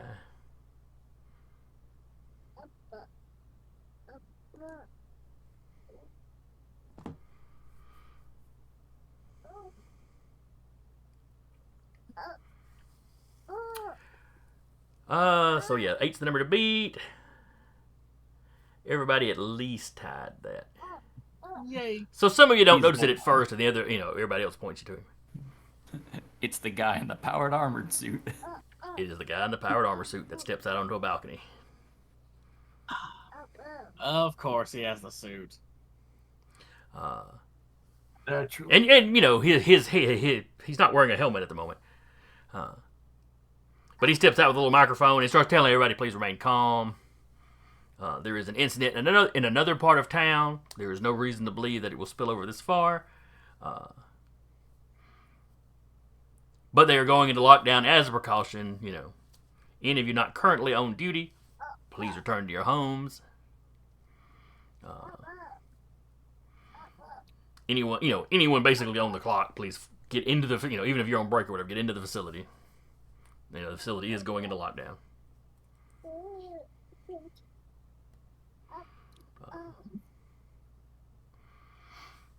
I'm gonna ask Aurora if she could pop open a portal directly behind him, so that we would be facing his back. Oh, sure, that's line of sight distance. That's not a problem.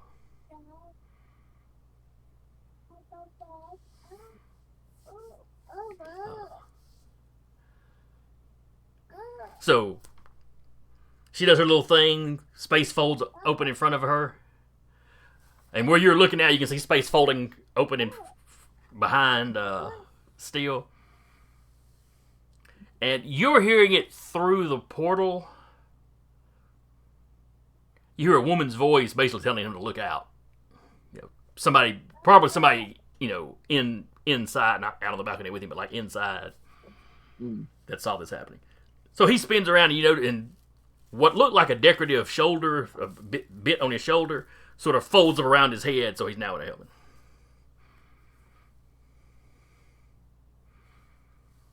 We did so much to stay stealthy. You're not really on a So stealth-oriented much. team. You can only be stealthy for so long. I say we jump through the stealth. portal. I'm going to jump through the portal. I'm just gonna out. Well, she opens up a sizable little, you can step through without any trouble. And he's immediately like, "Who are you?" You hear the whine as, blasters start charging up. I am going to do my best, which is not very good, to copy what Unison said when he was saying, "My name is Bruce, I was Shark," in Russian. Well, Steele is speaking English, but okay. Oh, did I hear him speak English? Yeah, Steele was speaking English. Okay, then I will, yeah. My name is Bruce, I'm a Shark. Surprise. When he looks at Recluse, my God, what is that? Another monster? I'm offended. Who are you? And, What do you want? Could we talk? I had my fist up, and I'm like, are we talking? This is a restricted area. By order of the Pharaoh. Yeah, we want to talk about that. And I'm signaling everybody. Y'all just want to walk on through, or do you want me to pull them out? Just grab them and pull them out.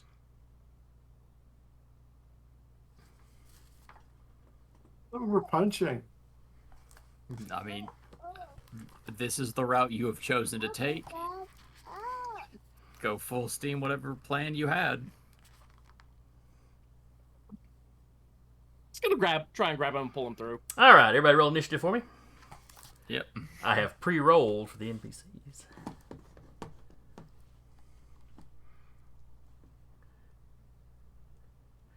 All right, Independence Ray got a 13. Land Shark. Is that 7 your initiative, Land Shark? Okay, yeah, that was... Alright, Recluse got a 10. And Unison got an 11.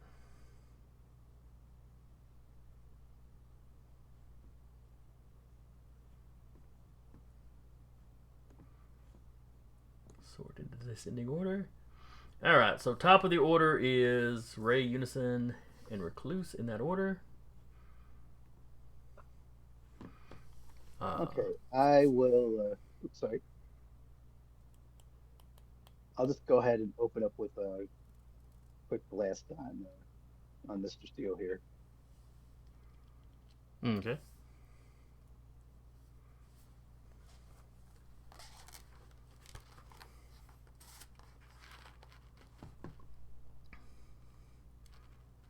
Let's see, where is he? Alright, so there's a 10 to hit. Ooh, not good at all. So that you definitely hit. Okay. Well, that's 8 damage, and I guess a possible slam stuns. I'll be right back. Alright.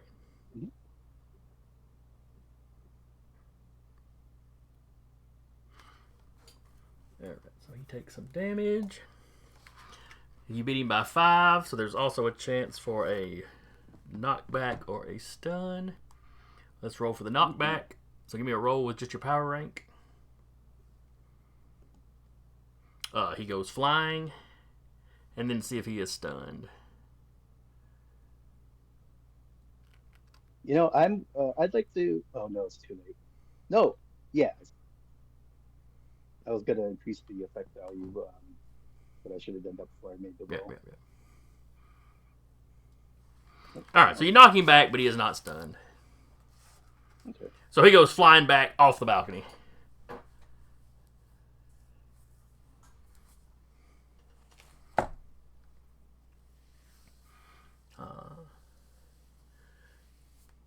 Unison.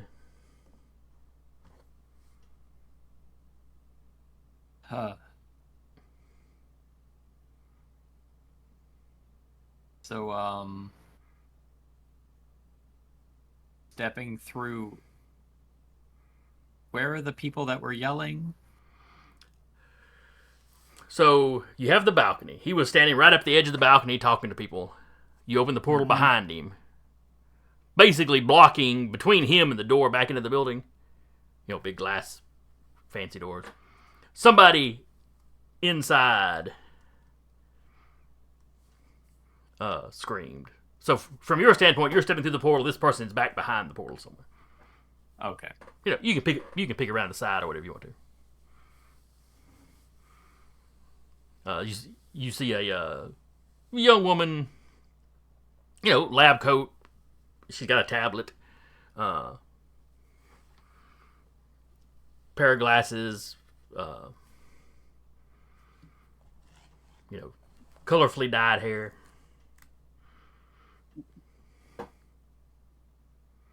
She looks very startled that you're looking around a portal at her.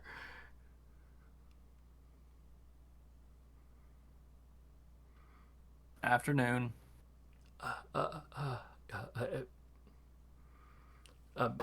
I'm just a researcher. Yeah, we're just here to handle both Steele and the big guy that has now broken out and is causing trouble. But if you're here to fight the monster, why are you here to fight Mr. Steele? It's a long story and involves sedition against the Pharaoh. No, we're all loyal. Everyone here is loyal.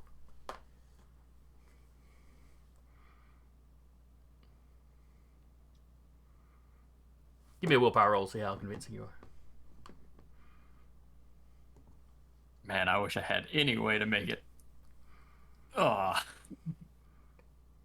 Yeah. You rolled an 11, she rolled an 8. Like, she's not super convinced, but you've clearly put that seed of doubt in her. Well, maybe Mr. Steele is up to something. But you don't look like a government. You don't look like one of the Pharaoh's agents.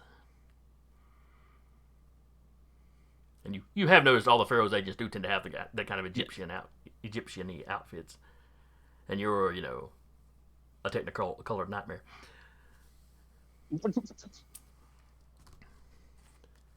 And she's doing that slow backing away from you. You know, because Yes, you're please sounding reasonable. Please continue to go into lockdown as is necessary. Yes, sir. She trots off. Well, not trots. She turns around and runs off. All right, well, that was a good use of turn. Recluse. Okay, I'm sorry, I missed. Did Steele get blasted off the balcony, or is he? Yes, Ray knocked him back, so he went flying off the balcony. All right, I'm gonna leap through the portal and try to get on top of him. All right, so you leap through the portal across the balcony. You see him, you know, he's laying on his back on the ground. You know, it's like a 2-story fall or something. Not going to be anything drastic for somebody in powered armor. All right, I'm gonna hit him with my webs, trying to whip him up. All right, he'll try to roll out of the way when he sees what you're doing. And extra attack for a +2. That's 14.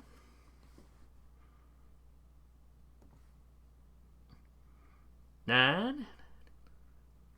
Alright, so that is a massive success, so he's fully pinned to the ground now. Alright, so yes, Zach, you have landed on the guy, or you were coming over the top, you sprayed him, he's webbed to the ground now. Right. And if I still have an action, I'd like to just toss him over my shoulder.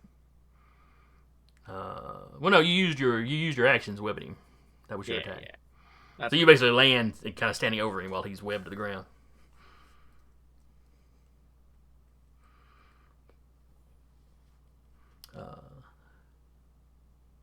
What in the gods' names are you? Something the gods handcrafted.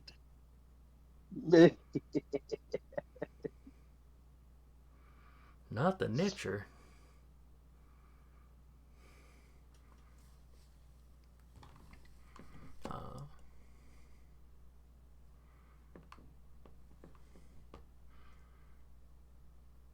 Alright, next up.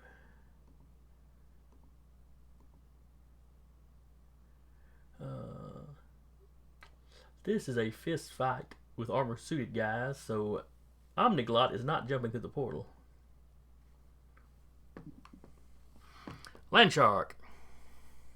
I am going to the portal because I want to make sure that Recluse doesn't have any trouble bringing Steele back through. Okay, so you're stepping. Doesn't appear to be much. Go ahead, I didn't mean to interrupt. There doesn't appear to be much else for me to do, but I'm going to help make sure that there's no more trouble getting Steele through. Okay, so you step through the portal. You're now standing on the balcony. You look over. You see where Recluse has got him webbed down. And I'll tell him, easy now. That's my friend. And it's like, he's my spider friend. The way you said that makes me deeply uncomfortable, Bruce.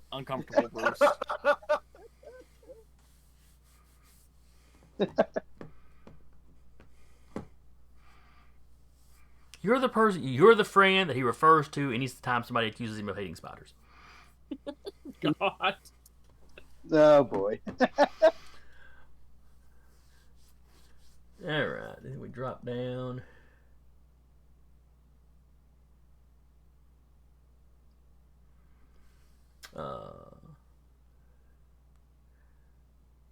Aurora comes out and flies down to where Recluse is, but once she gets down there, she sees that he's pretty well taken care of. Oh, he didn't put up much of a fight. Yeah, no, surprise does a lot of good. Oh. He's probably gonna try and wriggle his way out, like Worm's tried to do.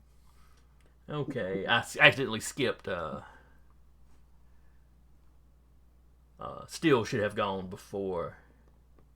Oh crap! I skipped a couple people. I was thinking of all the generic people being the foreman in his crew, but that was only 2 of them. So before Landshark, okay, that person's not on the scene quite yet, so that's fine that they skipped. All right, so Steele is going to try to escape.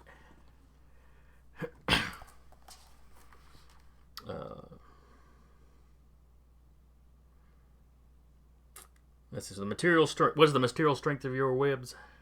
It is a 7. Okay. And his strength is a 7 in the suit. So give me a d6 plus 7. Roll and I would like to tap. Oh, what was that? Well, this is just the material strength. This isn't really. You're just giving me the difficulty that he's got to roll to break free of this stuff. Yeah. And I would like to tap Blessed by the Crawling Gods for make this a little bit tougher on him, if I may. Well, that's what I'm getting at. The webs are just as strong as the webs are. Gotcha. Yeah, I think you would have had to have done the +2 when you applied the webs to up its material strength. So that would be 12. Nope, just barely. All right, so. Oh, yeah, and you said you got a total of 12. Okay. So, yeah, a valiant effort, but he is still trapped at the moment.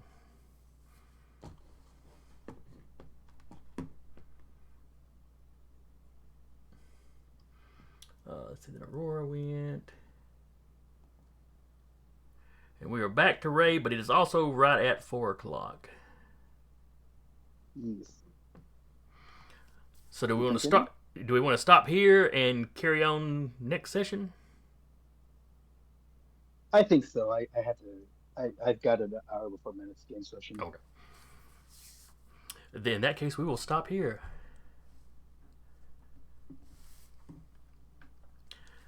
Good game. Hope y'all had fun. I enjoyed it.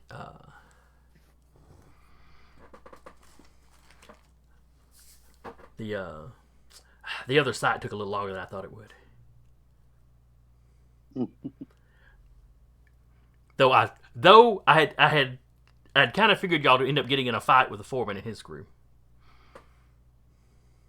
So maybe it would have taken about the same amount of time. I don't know. Not that the crew was really going to be that rough on you.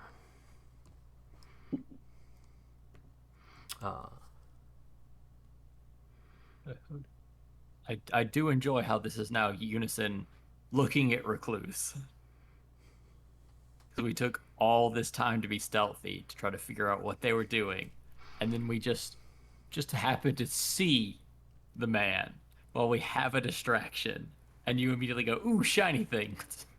I'm sorry. It's like, "Oh, I hate that guy. I want to punch him." Yeah, Aurora, it's open the like- door. If I had gotten a higher initiative, it would have been me jumping through. So It wasn't the jumping through. It was we saw him at a distance. He hasn't noticed us. We still have stealth to go discover what's going on inside the science place while he goes and tries to fight a giant monster. And instead, we stepped up and went, "Hi, we're a problem you have to deal with in front of you." we're just going to take him back with us to the base, and he's going to tell them he's going to tell us what they're up to. Science. They're up to science. But anyway. But yes, that will be for next time. Hope anybody that came by and watched or comes by and watches or listens to us later, hope you enjoyed it. Hope you join us in 2 weeks, I believe. I don't think there's anything weird going on in 2 weeks. Oh, boy.